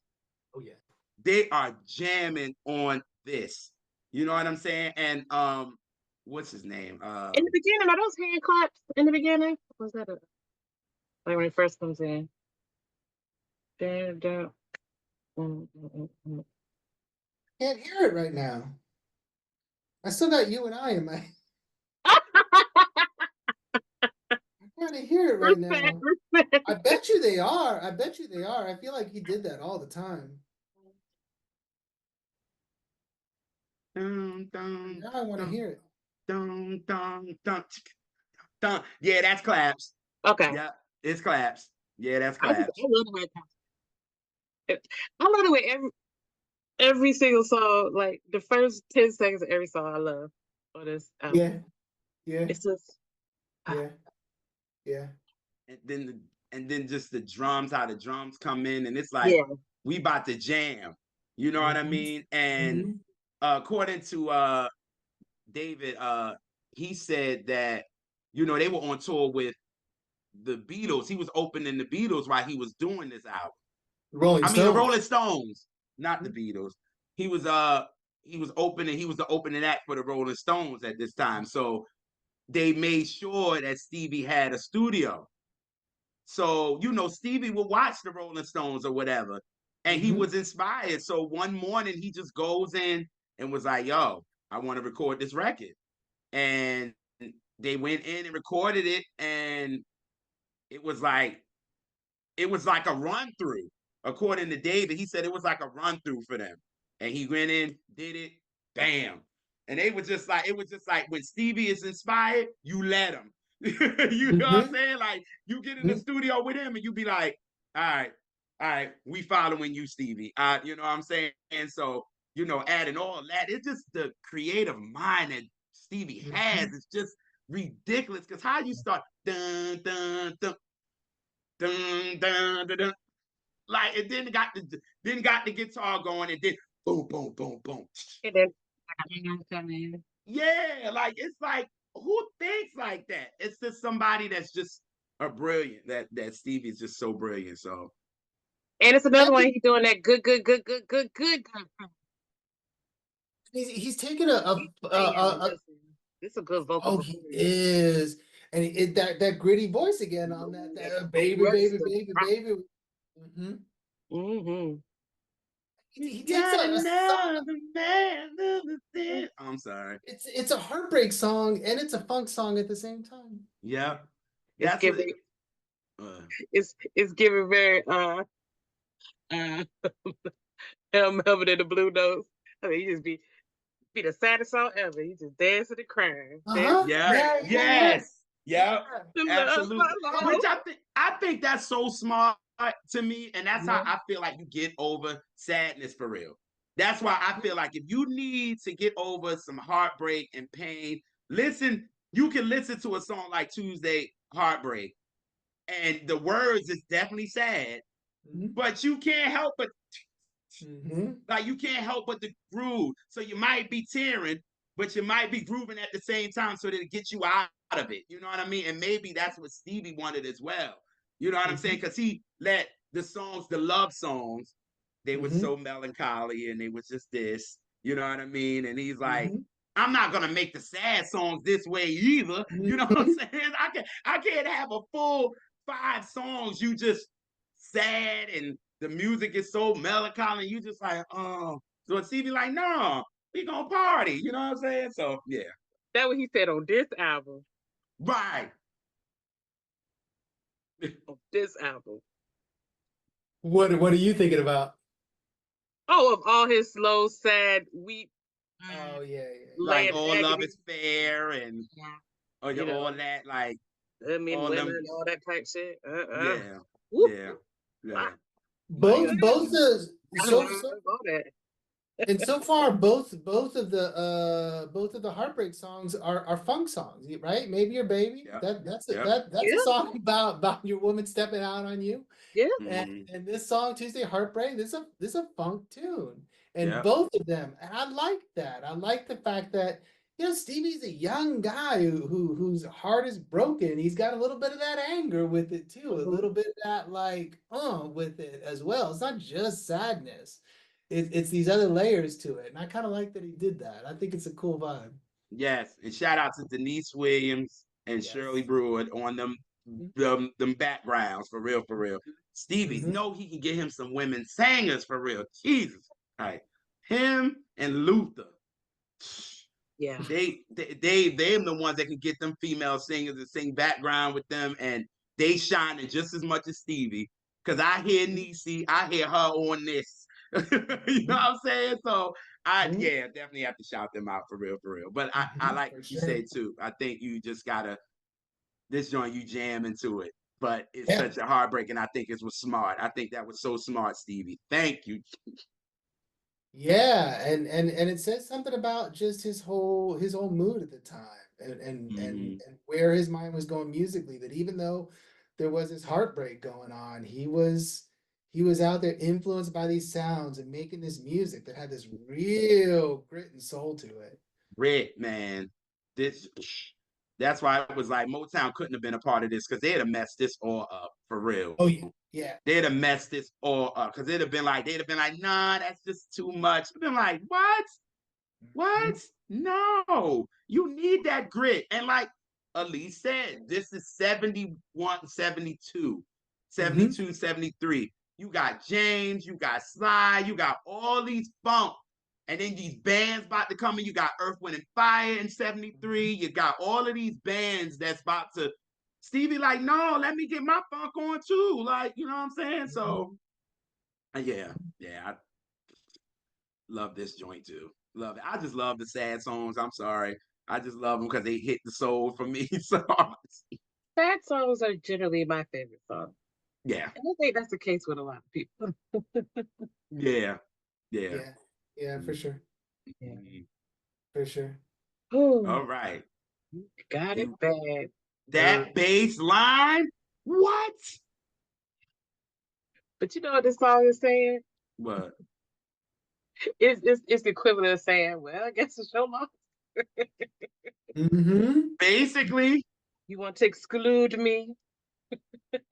That's right, because how's it end too? When he's basically says, when you get it together, you'll have it good, girl. Yeah, yeah. Said, would you insist on excluding me? Mhm. I mean, from excluding the tenderness of my kiss. Oh, that's he talking some shit Mhm. listen, in a nice way though. But he talking shit. If you I, try He said, if you try to display an emotion that will contradict itself, you will find your heart just sitting like a statue on a shelf, on a Mhm. shelf, on a shelf. And I love the way he plays with statue on that line. He turns the word statue into like 3 bars. I mean, he just stretches Yes. it out, playing with the vocals and the melody on it. I like how he does that. Mm-hmm. Yeah. Yeah. and I love too how the song. And I love this word vulnerability, and I love how it's funky, and then it'll drop to this little sensitive part a little bit Mhm. musically, and then you go back up again. Like I just love that. Stevie loves to Mhm. do a lot of that. But again, from each track we looking at, it shows he's talking about love, boom. Then he's talking about heartbreak. It's like up and down. He puts it in the track listing. He puts it in the music. It's just up and down, up and down. And you're just on this roller coaster of, you're just on this roller coaster musically with him, lyrically, musically, all of that. You know what I mean? And like you said on this record, he's talking his shit. You know what I'm saying? But he's doing it politely and kindly. Mhm. That's how I like to do. Cuss you off without saying one curse word. That part. I love it. I get it from my mom. But yeah, you know, Stevie is the king of the of the tempo change and making it make sense. It just he he does it so many times, and every record he's, you know. that's that's why what you said with this, it reminds me like kind of if you really love me, because the tempo changes on if you really love me is ridiculous. Yes. And he does it on this. Really. So sometimes I'll be like, because you know Elise is the playlist queen. So like I'm starting to learn how to play music, a song, and then go to the next one. So for me, sometimes I go from this and I play If You Really Love Me, then I go to this. You know what I'm saying? For me, because of the way the tempo changes flow. And I'll be like, okay, we in there. I'll be trying at least. I'm trying, girl. I'm You're trying. good. You're good. I'm trying. Cause yo, your playlist be epic though. Like the way a song will go into another song and how it flows and fits. And now when I'm making, playlists on my, Spotify or something, I'm like, okay, that might work. Okay, that might work. And then I'm listening to it and I'm like, yeah, so this song, when you got it bad, I if you really love me, it's just the tempo changes for me. And it kind of reminds me of each other. So yes, another great song yet again. But the bass line on this mup here, that junk hits you in the chest. You know what I'm saying? Like for real. Adam, was you playing on this? Stevie's left hand was playing on this. I tell you Yeah, what, as a bass player, for a long time, Stevie was what my worst nightmare because that man did it all with his left hand. He didn't have no left bass for a hand. long Yeah, time. yeah, That "You Are the Sunshine of My Life" is the only track on this album that has a bass player. Everything else is yeah, the Moog. Everything yeah, else is the Moog. On Superstition, he does it. On this one, he does it. yeah. It's all Stevie's left hand. Stevie didn't really, he had the Wonder Love players when he was out live, but he didn't really bring in a bass player until Songs in the Key of Life. Till he was done with Bob and Malcolm, really. Every now and then somebody would play on a track, but Nate Right. Watt started playing with him on Songs in the Key of Life, and then he sort of moved away from the Moog a lot. But until then, once he got that Moog, he was like, "Oh, I can do this myself," and he just took off with it. He was gone. He had Howdy. Jamerson on a tune on First Finale, but Jamerson wasn't doing nothing. It was Too Shy to Say. Jamerson just Oh yeah, yeah, yeah. Yeah. Yeah. yeah, I he love didn't that really. song. Yeah, but Stevie, no, Stevie did this. This one's all Stevie too. He's got some congas on there and backup vocals. The backup vocals on this track are really beautiful. They do this fun dancing. I almost feel like they're doing what the strings would do in another tune for Stevie. They're adding this extra layer to it with this melody that's kind of going behind him. Whereas he's got this synth, he's doing this like kind of slippery, like, line on there just on top of it with that bass and then the backup vocals. He's layering on this one. Like he does on some other tracks, but layering on this one in a way that it's much more complex than I feel like he does on some other tracks. And it just makes this they work together so beautifully.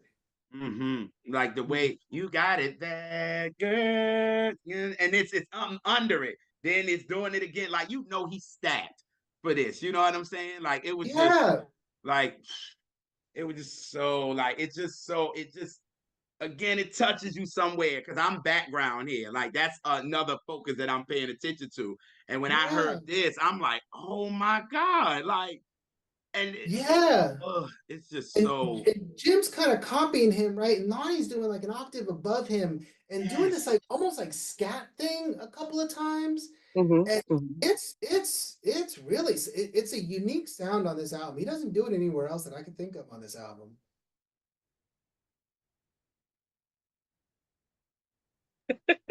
I'm sorry, y'all, because I had to sneeze, so I didn't want to be so loud. But and then I like how it ends because it's coming to a close.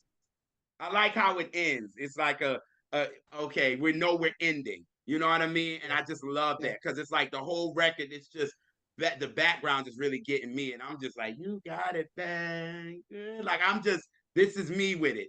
And then the ending is like, dun, dun, dun, dun, like it's coming to a close, and I just like this, like, all right, we rounding out here, and I just man, every song it's just like you find something Hey, different when you listen to it every time, every right? time. And Oh, it closes the first section. Is that the last song of the A side? I don't remember.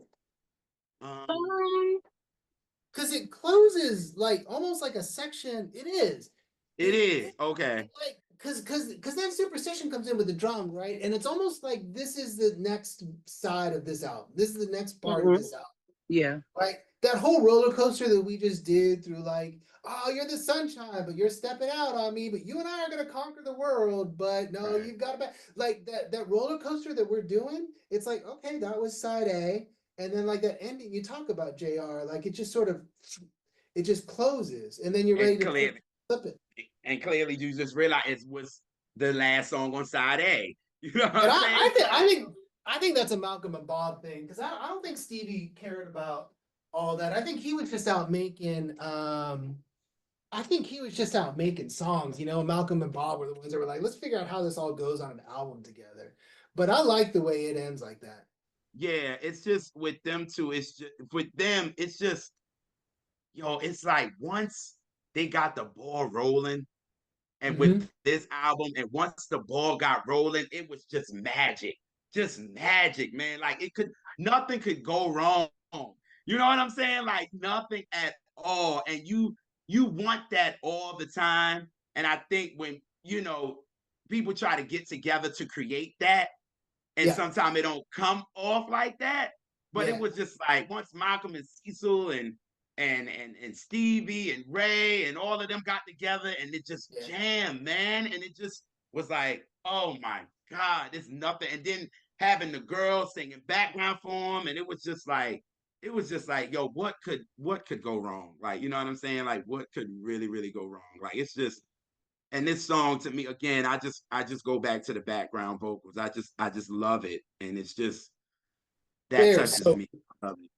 they're so good. Oh, the backup vocals in this one are so good. And the way that they work together, like I said, I feel like Talking Book was really the beginning of their mature work together. And I know Mm-hmm. that a lot of people really love Intervisions and feel like it's his best. And I I know. can see why people would feel that way, though, because there's this idea that that's like where they reach the height of their kind of work together. It's not my favorite, and I love Intervisions, but it's probably the last of like his classic run that I go to. Oh God, Adam, don't hurt my feelings. I know. But you know what? Here's the thing about that, right? Here's the Yeah. thing about saying out of Stevie's entire classic run, and I'd be curious how you both define what that would include or not. Mm-hmm. It's probably the last of them that I go to, but here's the thing about it. The last of Stevie's classic run is better than 99.9% of music out there. So me saying Intervisions is my least favorite of those five Right. is like it is an excellent album. And if you erased all the other albums that I was only left with Intervisions, this is a brilliant album. I absolutely love this. Me saying it's my least favorite is not in any way a dishonor. I love Intervisions, but I can also see why people love it as their favorite because of this idea that like you get this arc of Stevie working with Bob and Malcolm, and it sort of starts at Music of My Mind. It begins to mature with Talking Book, and then Intervisions for a lot of people feels like this is when their songwriting and production really reached its apex. I wanted to ask you a question. What album do you think the classic period actually started? I wanted to see. Okay, so in my mind, I feel like Stevie has like I call it three eras, right? You've got the Uh, little era, uh, which runs up until Signed, Sealed, Delivered, right? And then you've got what I call his sort of golden era, which is where I'm coming from. all the way through Hotter Than July, right? And then you've got like the later period, which is everything after Later Than July, like Woman in Red, and then all that. And out of that sort of what I call the golden era, everything from Where I'm Coming From, I think the classic period is everything from Music on My Mind to Hotter Than July. I think that what that man put out in those albums, and you have to remember too, Music on My Mind, Talking Book Intervisions, and First Finale, I think those all were released within something like 28 months or Yeah. something. Like it's a Oh, really short period Yeah. where all of those albums were released, right? That group of music, Where I'm Coming From, all the way through Higher Than July, I don't think it's I think it's some of the best music that any songwriter has ever produced. And when I say any songwriter, I mean like Cole Porter I'm putting into that list, right? Duke Ellington I'm putting into that is a level of musicianship that I don't know. There's not a lot that equals it in my mind. Everything in there is just superlative, exceptional, brilliant music. And some of it we can debate is better than others for sure, but I mean, it's stunning stuff. I don't know what for y'all is like his classic period because everyone I talks was about gonna I was gonna say because I when I first started Junior's World of Soul, I did a Stevie episode, but that joint was it. terrible. The lighting was terrible. I will never want y'all to see that video ever. It's on private and you won't see it. So I but I'm I gonna did it bug you because until you show it to me. yeah, right. yep. But I think his classic period started with Music in My Mind. I agree with you because um I have some people that say they do start it with Where I'm Coming From, but I said I can't really give that because again, That's the that's why I was like, bridge. again, that's where That's the the bridge. Funk Brothers was still a part of that. If Mhm. we gonna call it a classic period of Stevie, you got to start with Music on My Mind because that was him and only him. He had the Mhm. creative control of everything. Nobody could tell him what to play. Nobody could tell him what to do. But I also see a lot of people say they started with Intervisions.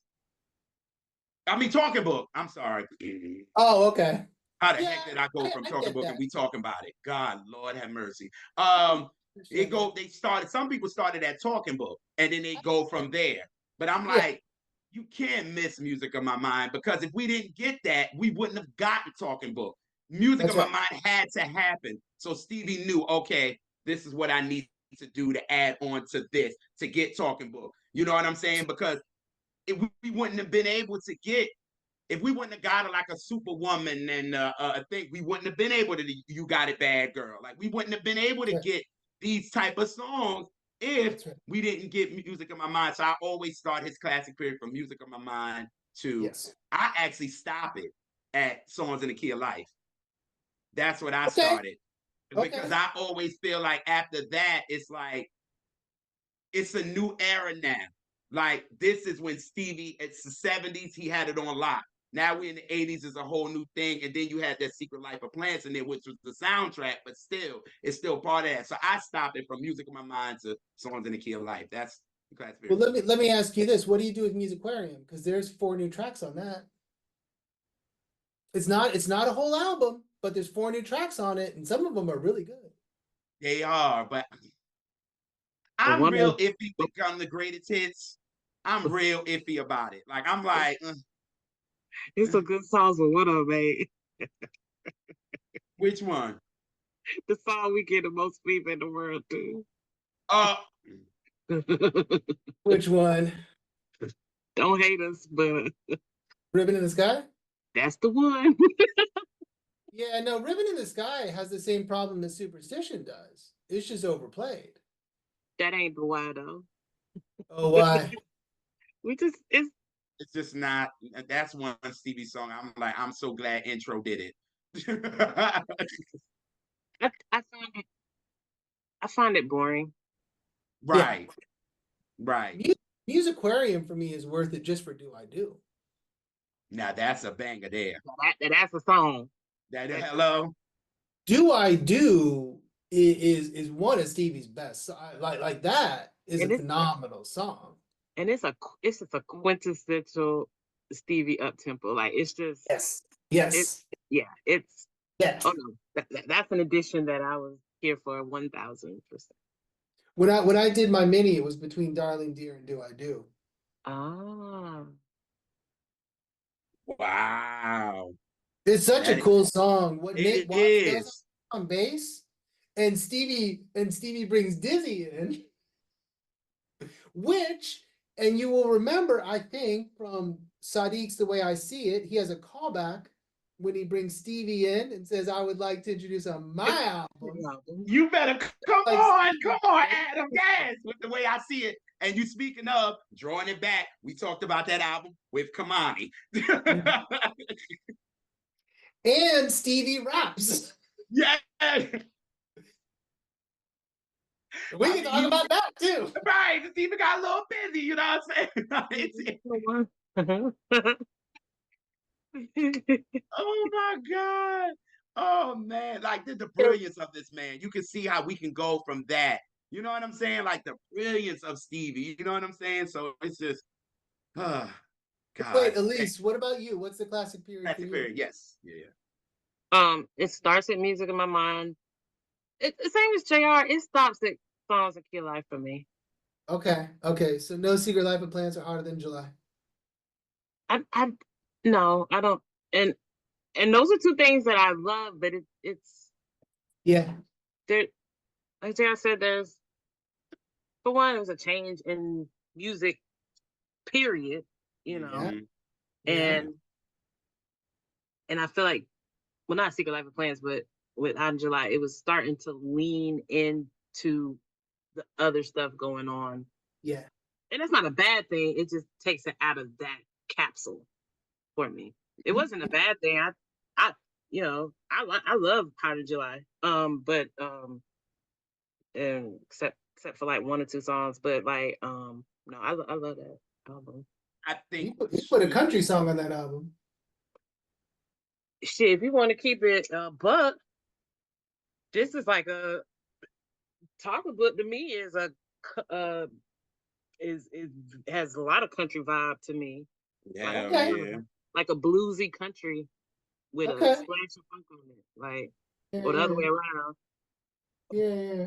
funk with a big helping of country to me, Right. Yeah. Yeah. Yeah. I can see that. I can see because that. yeah, because some of that stuff give me a steel guitar and banjo vibes, even though that's not what it is playing, but it gives me that feel, Mm-hmm. Mm-hmm. especially in your superstitions and yeah, Mm-hmm. it feels yeah Yeah. Mm. like a Well, sprinkle of bluegrass, like it just gives me that feel. well, speaking of, that was the next song, Superstition. You and your segues, you don't even know it. Every time. Believe in She's things, good with it. believe in things you don't I understand. mean, I mean that right, right. Every time I just think about him performing this on Soul Train, and the Soul Train audience is going off like they feeling it. You know what I'm saying? And I think finally, I think Stevie, Stevie was like, okay, like you can tell he feel good because it's like, I did it, like I got one. You know what I mean? I just came from music of my mind that didn't really do nothing for me.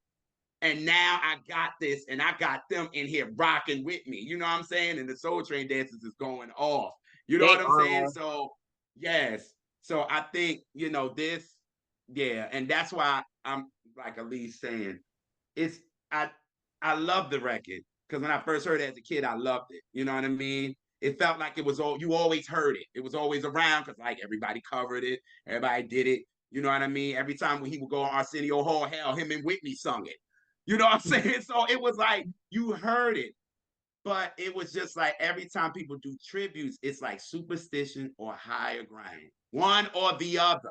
And it's like, y'all, like he got so much other stuff that y'all can do. Like you can really show what you made of with some of these other joints. Like Oh yeah. everybody else has done superstition. Like you said, like, yeah, like do shit, do Tuesday Heartbreak. Do Mm-hmm. maybe a baby. Like Mm-hmm. that would be dope. Like, oh, okay, but everybody, I'm like, oh boy, okay, but like make it different, like you know what I'm saying? But yeah, but Superstition was the hit that he needed. You know what I'm saying on this album. You know what I'm saying? Absolutely. It sent it to orbit. You needed Superstition, and it did what it was supposed to do. Sorry, Jeff Yeah. Beck, but it did. You know what I mean? So yeah, yeah. Yeah, and it's definitely, I mean, it's you know, and I've played enough cover bands in my life where I played this song more than I ever want to play it, and so when I would listen to Talking Book, I might even skip it sometimes, but then I was forced to come back and listen to it, and I said, no, no, this is a really excellent song. It's just overexposed, and it got played so much, but the and the production of it, and the way Stevie put it together, I mean, it's an exceptional song. I think it just gets played so much we get tired of it. But when you really sit back and listen to it, the drums are so tight It's on so this one. tight. They are so good. And I remember I was playing a one band with this song, and we were gonna play it. And I was playing with this keyboard player. He was so good. He was such a brilliant keyboard player. And he kept trying to get the keys down and he couldn't get it. And we were like, why can't you get the song? You are so good. I don't know to this day how Stevie plays this song live, because part of what makes this song so great is it's layers and layers and layers of clavinet. Like, and then you got Malcolm and Mm-hmm. Bob echoing the clavinet lines. So it gives it this fullness to the song that is really hard to duplicate live. And so I think you not only get all these musicians covering it, but they do this thin, kind of pale version of it that doesn't have the richness, the fullness, the tightness, the funk Mm-hmm. that Stevie had. So then you're like, not only did you cover this song that everybody else has covered, but it just feels weak. It just feels like it's thin, and it doesn't have that like richness that the album does. And when I hear Stevie play it live, I give him a lot of respect, because I don't know how he's pulling it off, because you'll see him, and then what you don't see is there's like a guitar in the background doing one of the clav lines that he would do in the recording. And then there's another backup keyboardist playing another one of the clav lines that he would be doing. And so Stevie just gets to play the melody on the clavinet, because the actual recording is like layer upon layer upon layer. And that's what makes him so funky. And then the tight Mm-hmm. drums and the horns and all the Moog is doing is just the like boom, boom, Yeah. boom, boom, boom, boom, boom. That's all the bass does on this. It's so good. Yeah, it is. That It and see, really is. that's what makes you appreciate it. Because we talking about the musicality of it, and we're really going in on this record. But like Yeah. again, you say it's like you said you played this so many times, you don't care to play it anymore. But Yeah, no, no, no, well, when no. you Simple. realize it, when you listening to the album, you be like, all right, this is one I can skip, shoot, because I can probably play every instrument. Well, I know I can, but I probably can hum every instrument on this joint. You know what I'm saying? Because you played it so much. But Yeah. in this game stream scheme of things, this joint is funky, yo. Like the Oh bass, yeah. like Yeah. like it just comes in. Yeah. Yep. Like it's like you can't help it. It's funky as hell. Like you know what I'm saying? Yeah. But it's like so exaggerated. You like I can't do this. And I like Yeah. think I can't. once I learned that rest and could do it, you couldn't tell me shit. You couldn't tell me a damn thing. I was I was like, Love it.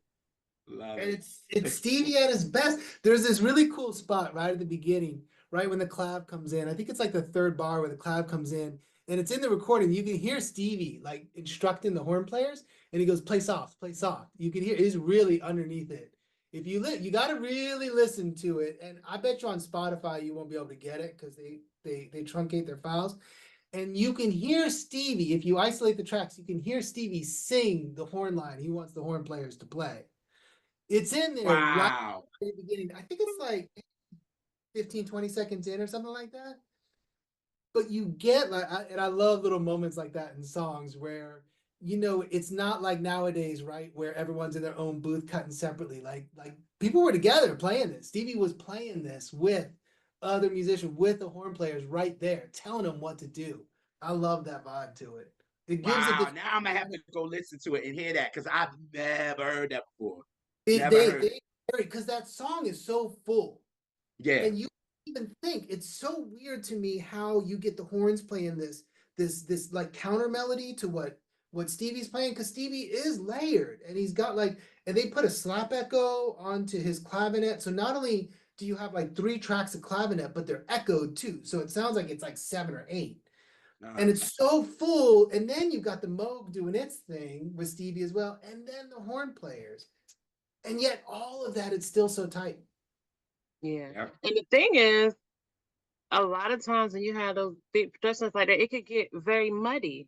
Yep. But it's not. That song sounds crisp. Mhm. There's a crispness to it. So crisp, so crisp. Yeah, Mhm. yeah. Yeah. What's next, Junior? Big Brother. Yeah. You know Stevie gonna get political on you. That's just period point blank. It's gonna happen. And what I love about this is he made this the B-side to you haven't done nothing. That's right. This was the B-side. So one thing about Stevie, he gonna push you on it. And what I love is just Stevie's just political. He's gonna get political, and you know he has something to say. You know what I mean? And he did. And I love this. I love Big Brother. I love it. I love his record. Yeah. Mm-hmm. Absolutely. And then what's his name? Um Cecil. He said, because he did an interview, and when they was doing the album or whatever, and Stevie, came in and was like, yo, I got a song. And Cecil was like, it's not another love song, is it? And Stevie was like, no, no, no, no. I wrote this song called Big Brother. And then when they played it, it was like, oh, okay, okay. Because maybe I guess Cecil was like, they was getting kind of tired of Mm-hmm. the love songs. You know what I'm saying? So it's finally like another one. We got another one here. Like, you know what I'm saying? So he said when Stevie was like, it was like, oh, okay, okay. We see where you at with it. You know what I'm saying? And Stevie is really sensitive and really about what's going on in the world. You know what I mean? So that's the essence of him. So he's gonna let you know how he feels, and he did that. He did that on this, and then Mr. Know It All. You know what I'm saying? Then after that, you haven't done nothing, and then songs in the key of like Black Man and all this. You know what I'm saying? So it's like that's Stevie. That's Steve. That's very important to him. So to have Big Brother on here, I think it was great. You know what I mean? And then after Superstition, he kind of now he making you think. You know what I mean? Because before it was like all about how we said at the beginning, it was love, heartbreak, love, heartbreak, love, heartbreak. So now Stevie got a song. He's starting side B with Superstition, but then he gets the Big Brother and like, now I'm gonna make you think. Now I want you to think about what's going on in the world and all of this kind of stuff. So yeah, The I transition think was so good. The transition was so good yes. because Superstition has a wall of clavinet, and then Mm-hmm. Big Brother starts with a clavinet, but it's spaced out. Mm-hmm. It's a different vibe. It's a different feel. And you Yeah. think, oh, okay, we're gonna get hit with a lot more clavinet. But Big Brother, it's another one like you and I, where it's just Stevie. It's just me. You don't need anybody else. And Big Brother musically is harmonica. It is so much harmonica. Right Mm-hmm. front and center, playing this line, playing this melody to go along with his vocals. And he really shines with that. So the clavinet's there, but it's the harmonica, I think, which really gives it this voice to it that I think is so personal and evocative. And to layer that with a song that is socially minded, and to bring his like preferred, his like number one instrument that is almost like a second voice of his onto it, I think just makes it so much more beautiful. Yeah. And I agree. I mean, to me, Superstition is a little kind of quietly be social and political. How you think about it, like, so for it to follow Superstition, because I, I I think people kind of think about the song too literal, of thinking about black cats and breaking a mirror, but he kind of slides some stuff in there, so the Big Brother come after that and to say it like plain. But Mm-hmm. I think Superstition is a little bit political, socially minded in its Mm-hmm. in its little way. If you Mm-hmm. listen behind the lines. But Right. So getting you prepared for a song like Big Brother, for real. Mm-hmm. Yeah, yeah. Yeah. Ugh. But anywho. All right. Where we at? Next, Blame It on the Sun. Oh boy. Ugh. This is gonna be tough to get through. I love this record. This is a record that I've been listening to a lot lately because you're trying to figure out where everything went wrong. You know what I mean? Like now we're back to heartbreak again. Like not really Mm-hmm. heartbreak, but you're back there again. And it's Mm-hmm. like, what you're in the post now. Like you're like, okay, we broke up. Now I'm sitting here like, where did everything go wrong? And you're trying to blame it on everything. So you're blaming Mm-hmm. it on the birds, you're blaming it on the wind, you're blaming it on the sun, you're blaming it on everything. But you realize your heart, how did she say it? Because she at the end when Lonnie says, yeah, your heart blames it on you this time. Mm-hmm. Mm-hmm. It's like you're looking at yourself and be like, wait a minute, I gotta blame me. Cause I know I had a little bit to do with it because it takes two for something to break. And it's like in the beginning, Stevie, like, I'm blaming it on this, I'm blaming it on that, I'm blaming it on you. And it's like, wait a minute, your heart blames it on you this time. What did you do wrong? You got to Mm-hmm. start looking within you. You know what I Mm-hmm. mean? It's like you can't be like you did it, you did it. It's like I got to look within myself. You know what I mean? So this song I've been listening to a lot lately. So yeah, Have you been? Yeah. And the fact that it's the other one that's credited with Sarita and Stevie writing it. right, Yeah. right. And to know that them to and then like you said, then to know that they break up and what enough. When they break up on Intervisions or did they break up on the first finale? I think they were done with Music on My Mind. I think they were done after Music on My Mind. I don't know if it was official or not, but I think Oh, right, okay, I think the relationship in terms of like the two of them being together, I think probably after Music of My Mind was when that relationship kind of was finished. Although I right. don't know when they officially divorced. I can't remember that. Right. Okay. Okay. Okay. But yeah, blame it. And then when just Lonnie come in at the end, your heart blames it on you this time. Like that, that just hits the heart, man. It just knocks the in you like, oh shit. You know what I'm saying? So yeah, like this song, I think when it comes to heartbreak, this one kind of hits the most. You know what I mean? Because you had Tuesday Heartbreak and you had maybe your baby. You talking about, these type of songs, but that Blame It on the Sun, man, that joint just whoo, yeah. So I can understand that. That's what You and I does for me. But I can okay. see it with this song because this is just a beautiful song. It's just a beautiful, beautiful, rich song. And I can really appreciate that vibe and that feel to it. Cause yeah, I get that with You and I. I get that feeling of like that really intense feeling of two people who just are going through it and they're trying to work through it. And then the fact that they're writing this one together, I don't know. There's something really, really beautiful about it. This one, was this a B-side? Or was it, at least you Not usually know sure. that, don't you? Was I'm this a trying to B-side? think.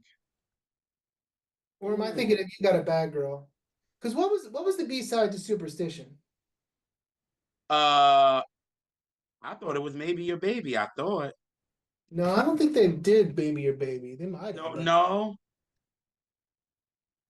I feel like because you're right, Big Brother came out as a B-side, but not until Intervisions.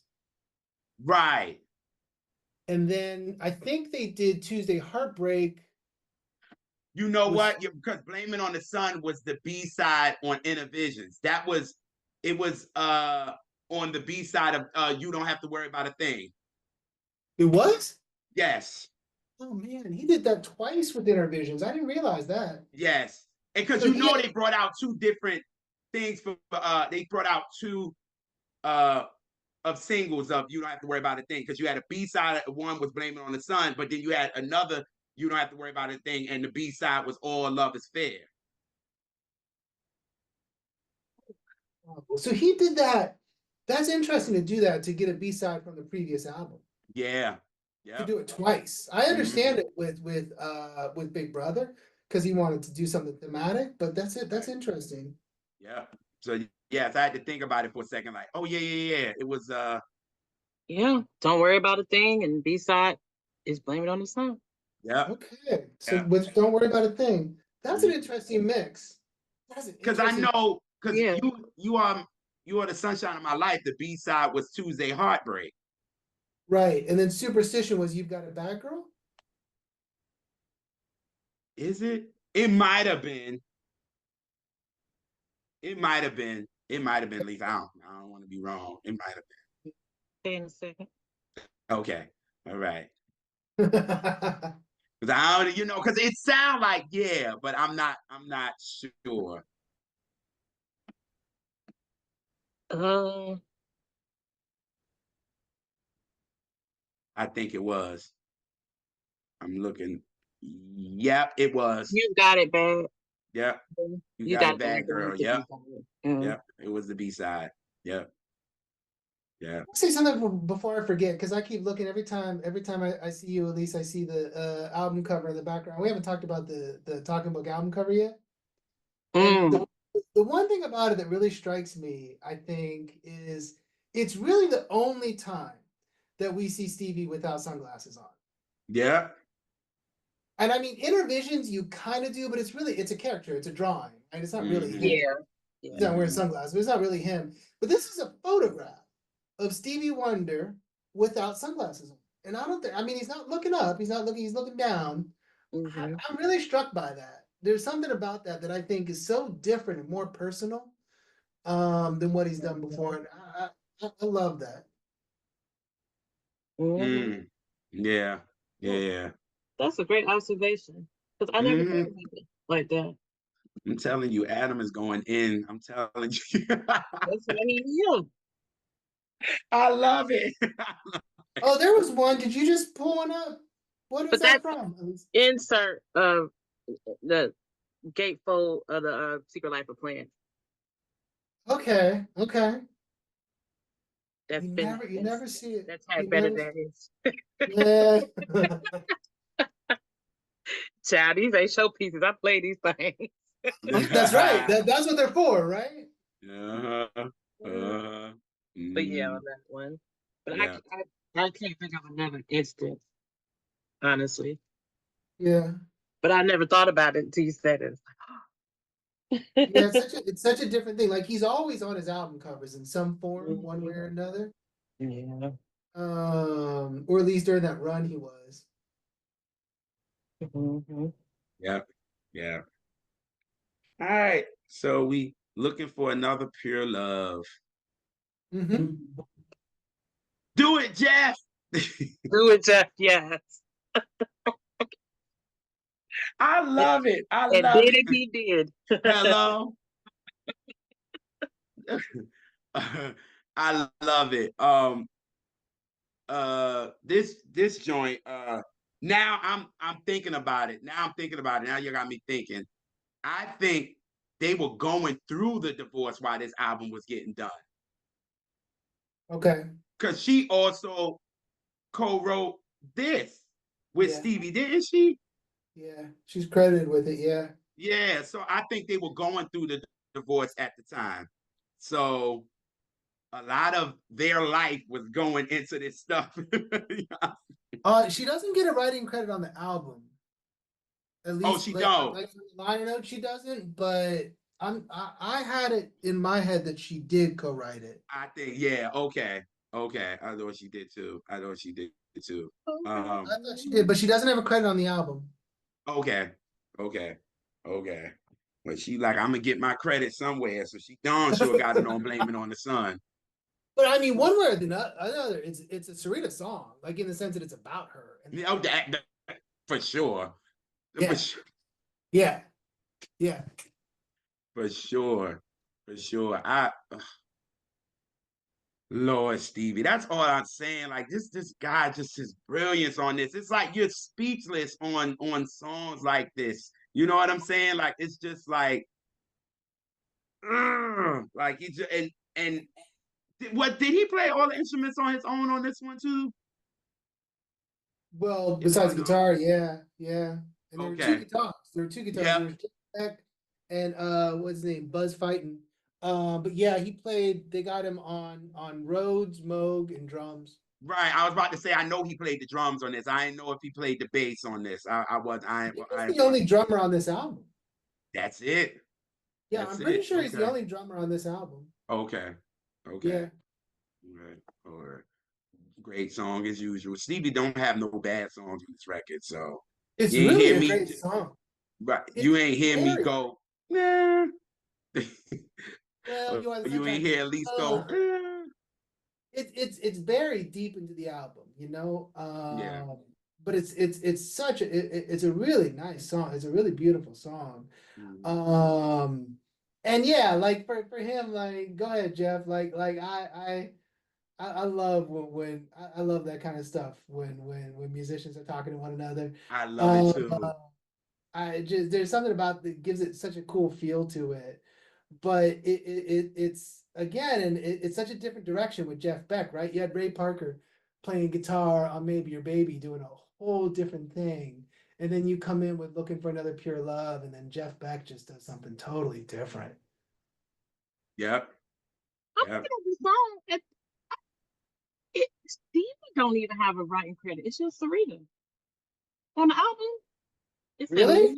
For real? It's music fascinating. Stevie. Stevie not even credited as writing it on as per says this album. Okay, so mine has on this side it has a track listing, right? And it has what I think is the writer underneath. It doesn't say lyrics by or written by. It just says like, Stevie, and then like you've got a Bad Girls of Vaughn and Yeah, it Stevie. says something different on the inside, but on the back, Uh-huh. if you look, it says Oh lyrics yeah, yeah. Sarita, music Stevie. That's right. That's right. It does. It does say lyrics are So Stevie or lyrics are Sarita. You're right. Yeah, yeah. Oh, that's interesting. interesting. So which is it? I think it's that. I think that Sarita wrote the words and Stevie wrote the music for it. Suppose it, yeah. hmm Yeah, yeah, most probably. Yeah. Yeah. Yeah. Yeah. Yeah, Again, it's very folkish. You know, Stevie love his folk now, so this gives you definitely folk vibes for real. So yeah, you know what I Oh, mean? Yeah. Yeah. Great song. Yet again. it's a really beautiful song. I really Yeah. like it. And Oh and yeah. and yeah, yeah. And it's a nice sort of after the intensity of Superstition and Big Brother, you kind of come in with these two really nice pieces, Blame It on the Sun and Looking for Another Pure Love. The way they kind of hmm come in is like this really nice, grounded, smooth kind of songs to kind of like, you talk about playlists and the way it's organized. They kind of like ease you back into the album. After Superstition and Big Brother are heavier. They're bigger songs. And then you got these tracks kind of come in and you got something nice to just kind of mellow, but still like heavy songs because again, so much in the lyrics about heartbreak and loss. mm-hmm. Oh yeah.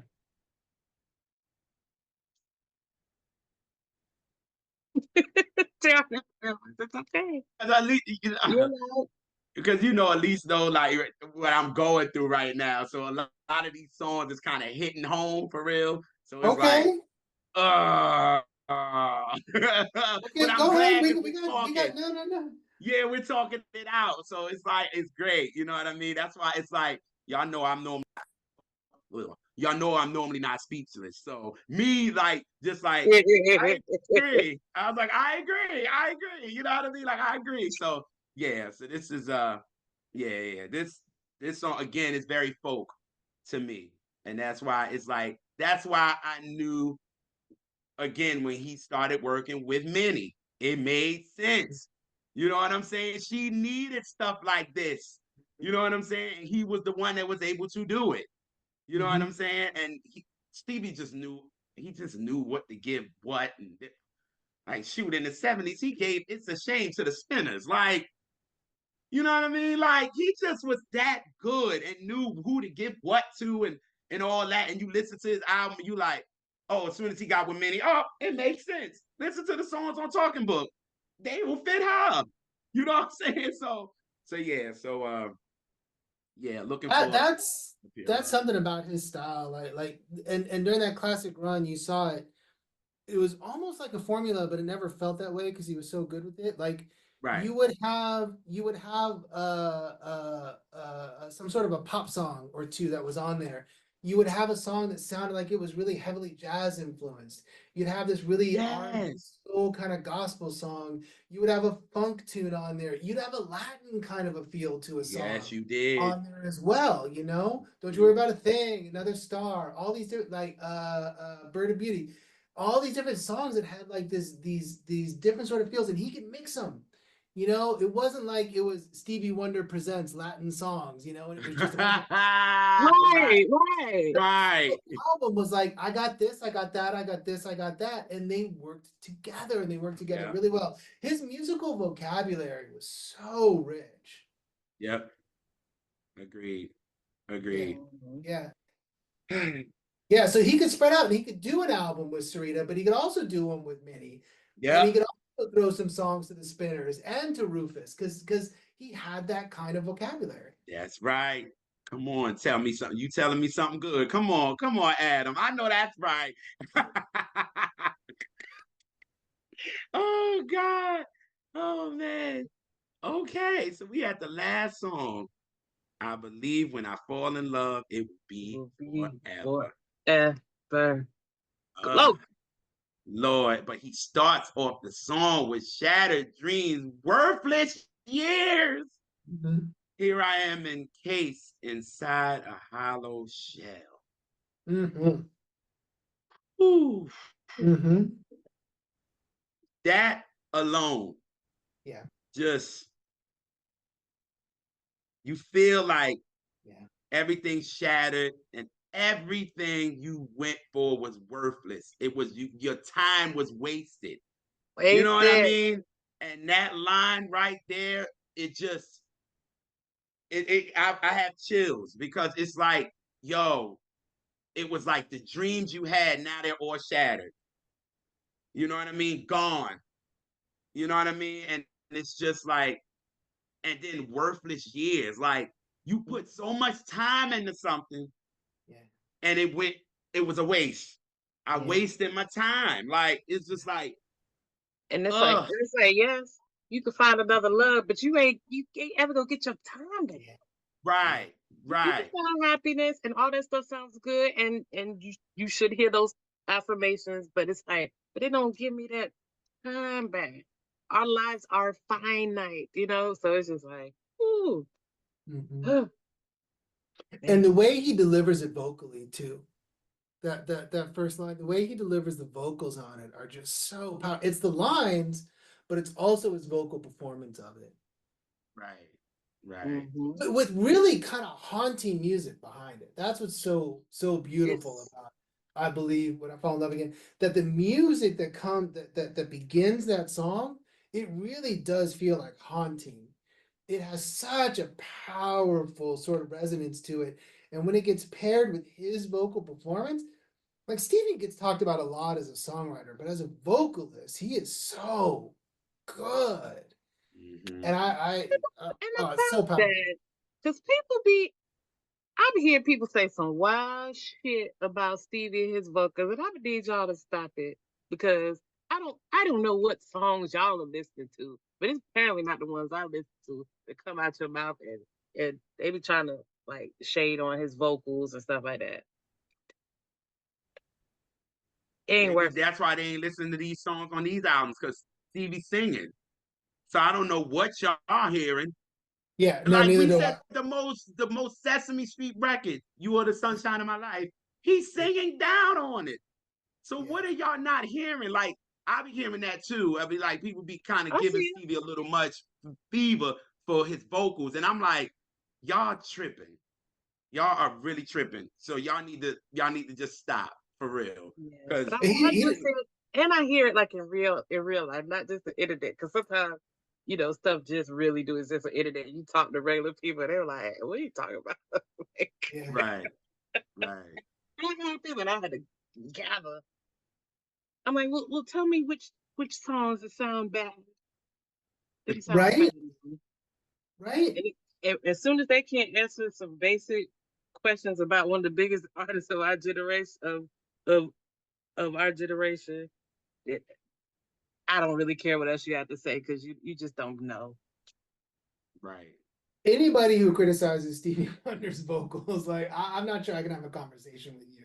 I No, know that's right. it's not I my know kind of that's people. right. I think we're just on different pages because I Yeah, get it, like songwriter, brilliant, and all that kind of stuff. Now, I do think that there are some folks who, unless you're doing the acrobats, like the Christina Aguilera kind of like acrobats, they just think you're nothing.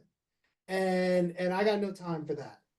Because no. Stevie also does inflection in his voice, right? Like that sort of like grittiness, like that stank voice kind of thing he does. Mm-hmm. He really sings from the gut, from the soul.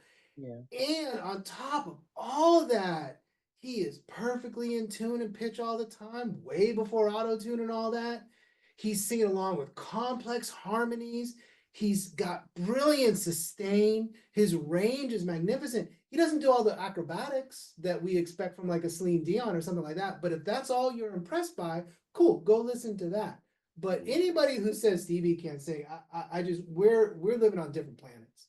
Yeah, and you're holding your own with some of the greatest women singers that ever Yes, sang behind yes, you, and they're not yes. overshadowing you. It comes together in a perfect way, and Right. you know how to use your voice and arrange it in a way that you stay in your range, and it sounds gorgeous because you can do it at a very high level when you Right. stay in your lane. Mhm. Facts. Facts. And he's doing such complex harmonies too. It's rare that you have a song of his that has a really straightforward harmony. Like maybe Your Baby is basically like 3 or 4 chords, Superstitions in a pentatonic, this sort of simplified kind of a scale. But like I said, You and I is so harmonically rich. And then You Are My Sunshine may seem like adult contemporary music, but if you look at the chord chart to that, it is so much more complex than stuff that even was coming out from Motown in the late 60s. And that's one of his more straightforward, simple songs. So not only is he singing well, but he's singing over really complex arrangements that I think people just don't appreciate or something. I don't know. But I, yeah, that to me is bizarre to ever question Stevie Wonder's vocals. Yeah. I agree. Totally. Yeah. Now I'm just angry. Now I want to know who these people are. I want to talk to That's them, line that's them what up you did for with us, me. motherfuckers. That just pisses me off. Oh man. But Oh And yeah, and man. like we said, there's a reason that people don't cover Stevie very much. And it's not because he doesn't write good songs. That I part. mean, the man won album of the year for like 45 years in a row. It's not because he's not writing good songs. They're not covering him for a reason. It's not easy to do. Right. they Right. let us, they let us sample them though. That's right. That's That's You right right. about that, girl. like we can't duplicate that. So we go The one that kind of ruined Pastime Paradise for me forever, forever. forever Yeah. for me, Yeah. forever. Yeah, that song lost a lot of its impact in my life because of that. But that's all right. I mean, it was a good song, but yeah. Yeah, We won't talk about Will Smith's sample. it was in my head, Let's not talk about that. Didn't and I happen. wasn't trying to let it escape. That's like the fact that Jay-Z never appeared on The Way I See It. Just didn't happen. Did not appear. It didn't. No, that did not happen. I Right. don't know. I don't know that remix at all. Will That Smith remix has don't never exist. sampled Stevie. Never. It No, is I don't. never. No. Mm-mm, Nope. no. Nope. I'm Never good. happened. We And don't we need to talked talk about about that on the show. We said the that. I same thing. We We know. was sure like, did. it never happened. We sure did. Yeah. And that was the part of it where I was like, I We feel the breezed exact right same. on over that. Yeah, we Yep. sure did. We was like, so Elise was like, my favorite part of the show. And But yeah, they don't cover him, but they sample him. That's for sure. Yes, yes, indeed. Yes, yeah. indeed. Well, now it's my favorite part of the show. Okay. This is gonna be fun. It's gonna be Okay. our word song association, and Yeah. it's truly a word song association. I'm gonna give you 5 different emotions, and you tell me what is the first Stevie song of his whole catalog, the first song that pops in your head that corresponds to that emotion. You think you can handle that? No, but I'll try. Don't say you got no choice. Be honest. All right. The What was it? first. Hmm? Well, okay, I thought I missed it. No. Go ahead. Go ahead. Oh, no. The first one, joy. I wish. Okay. Okay. Very good. See, you got it. You know what you're doing. Yeah, no, I wish came to mind immediately when you said, not just because we were just talking about how it's never been sampled before by anybody, but also just there's something about the feel of that song. Yeah, it's a very joyful song. And yeah, that was another song as a cover band artist, if you want to say that, that I have played I Wish more times than I would like to count. But that one doesn't lose its feel for me. I mean, it's more interesting on bass than Superstition is, but there's just something very joyful about that song. Yeah. All right. Peace, peacefulness, calmness. Ooh. The very first, peacefulness and calmness. Yeah. Yeah. Okay, I'm gonna name a song, and I might be the only person that likes this Stevie song. I think nobody, and I know that you don't, Elise, or at least you didn't before. That's all right, and I'm gonna own it that I like it. And I Okay. see you looking at me kind of funny, but this is the song that comes to my mind, and I'm ready for it. Go ahead and give it to me. Saturn. Oh, okay. Yeah, you on your own. But I my like Saturn. but Mabitsy and will love you. That's Yes, that's Betsy our would other love you. Stevie. Yes. Yes, she lives for Saturn. Lives. She brings it up to us every now and then, and Yes. so we can be silly with each other. Yeah. And Cause it's got this peaceful thing to it, but also the audio track, the audio sample at the very end of the kids playing double dutch, I think is really gorgeous. I really love that part of it, and I like how he introduces that into the song. I think that's a cool part of it too, and it just adds something to it. The innocence, the kids, the playing. I don't know. You know, all I could think of when he said that is with Brian Alexander. why was I just Alexander thinking about Morgan. that? He said, "With the school kids." Yes. Yes, yes. Why was I just thinking about that? With the school kids. Yes. I was so excited to hear And he won't even talk about the right song. yes. He won't even talk about the right song. Ryan, gotta love it. We love it. I like Saturn. You know. That's all right. That's all right. We don't be girls with people like. We don't. That's Because we like some stuff that people don't like either. So right. Especially in them 90s.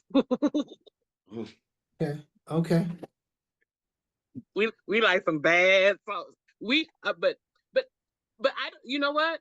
With Saturn, I don't think it's a bad song. It just doesn't resonate with me. But I don't think it is a. But there are some songs that I love that are objectively bad. But Saturn's not a bad song. It just doesn't don't connect with me. yeah. Absolutely. It ain't bad though. Absolutely. All right. Next emotion. Despair. Wow. Oh, despair. Despair. Oh, okay. Abject sadness. But All is fair in love. Oh yes. That's what comes into my mind when you say despair.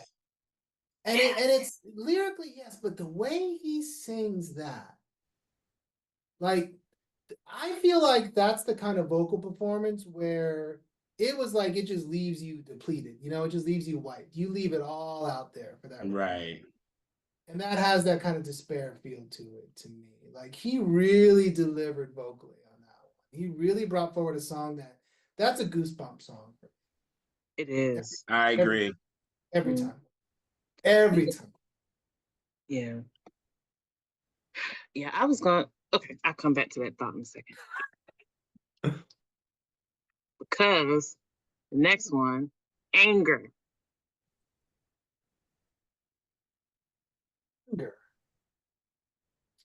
Okay, so my take on this is contextual. It's historical, right? It's not the song or the melody. It's too shy to say. And the reason why I feel angry with that, with anger with that song is it's such a beautiful, it's such a lovely song. And I think it's this really amazing nod from Stevie to bring Jamerson in there. Because what Too Shy to Say makes me think about is Jamerson losing the comfort, the home, the safety of the snake pit and coming out to LA and feeling abandoned and lost and being dropped by Barry. And all that does is make me angry. And I feel like it was like Stevie kind of brought him in to do this song. Jamerson was not at the height of his performance anymore. He was really descending, like mentally and personally in his life. And I think it really brings to my mind that whole period because there's two separate things there's two separate chapters in my mind for Motown because Stevie's still with Motown during his classic run, right? And and Stevie defines that early to mid 70s Motown in a certain sense. And it's so different from what it had been, that golden period, 63 to 68, or whatever you want to call it, where the Funk Brothers were really shining.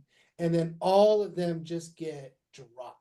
All of them just get completely dropped. Don't even start me on Motown 25. Please And don't. and the anger that I feel about Motown 25 is a whole other thing. And I think Yes. it all brings to mind for me. So whenever I hear Too Shy to Say, it's a beautiful song. It's a lovely song. I love to listen to it. I've been listening to First Finale more than a lot of other albums lately. And every time it comes on, I just can't help but think about a kind of a lost, frustrated, despondent, and sad Jamerson playing on that track. And that makes me feel angry.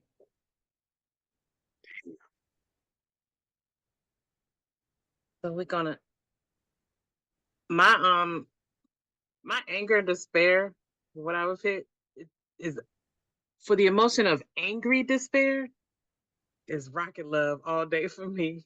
Ah!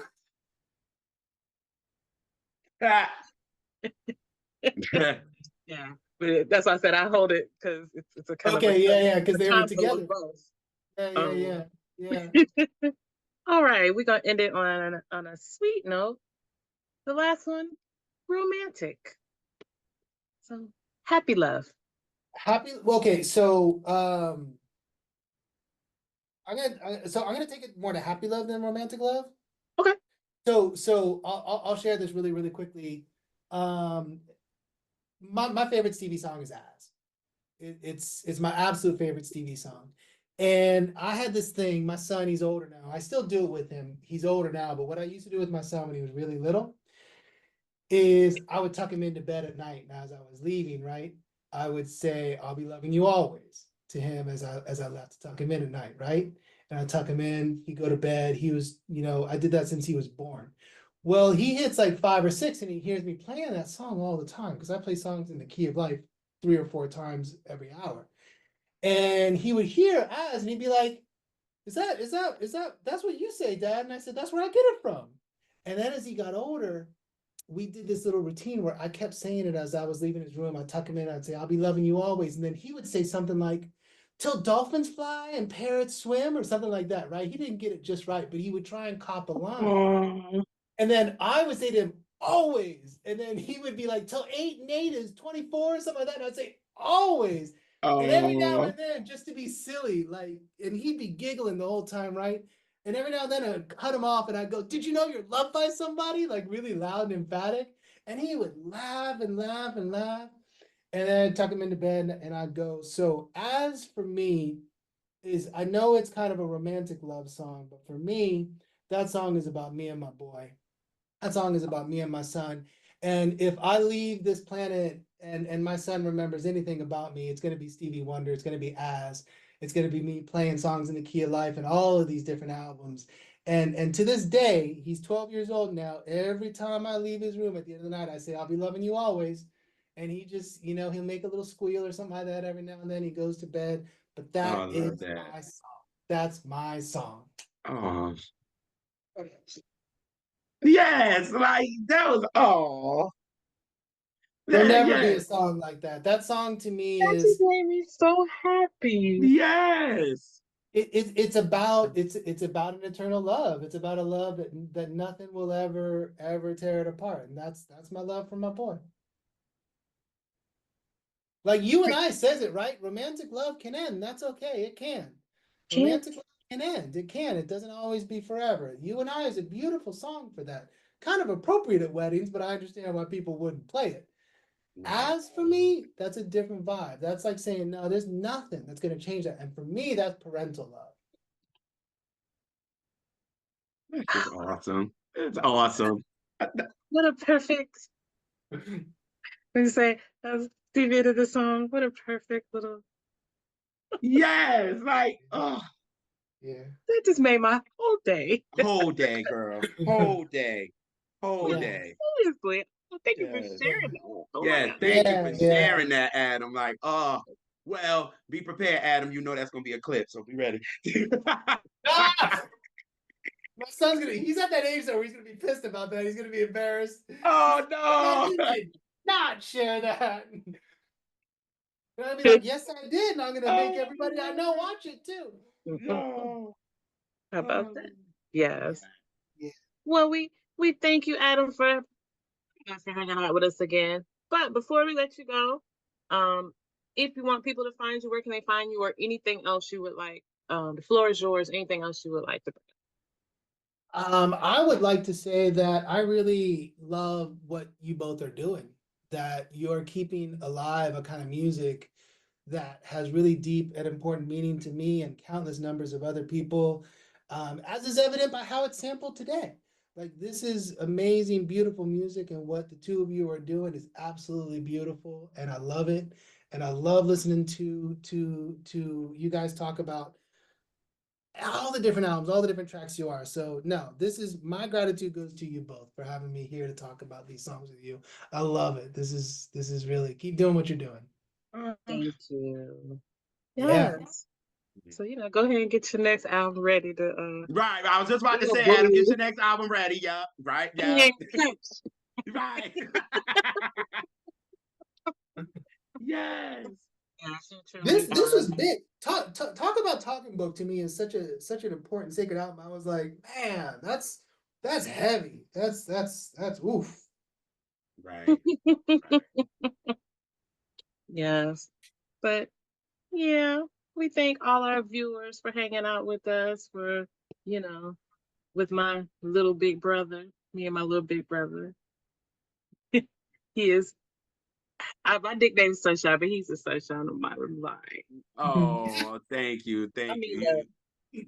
I mean that. So, Thank you. Thank you. yeah. So I'm not even gonna, just going to end it by saying we will catch y'all on the next Catch That. Peace. Peace. Ah. Oh, that was so fun. That was so fun. I knew it would.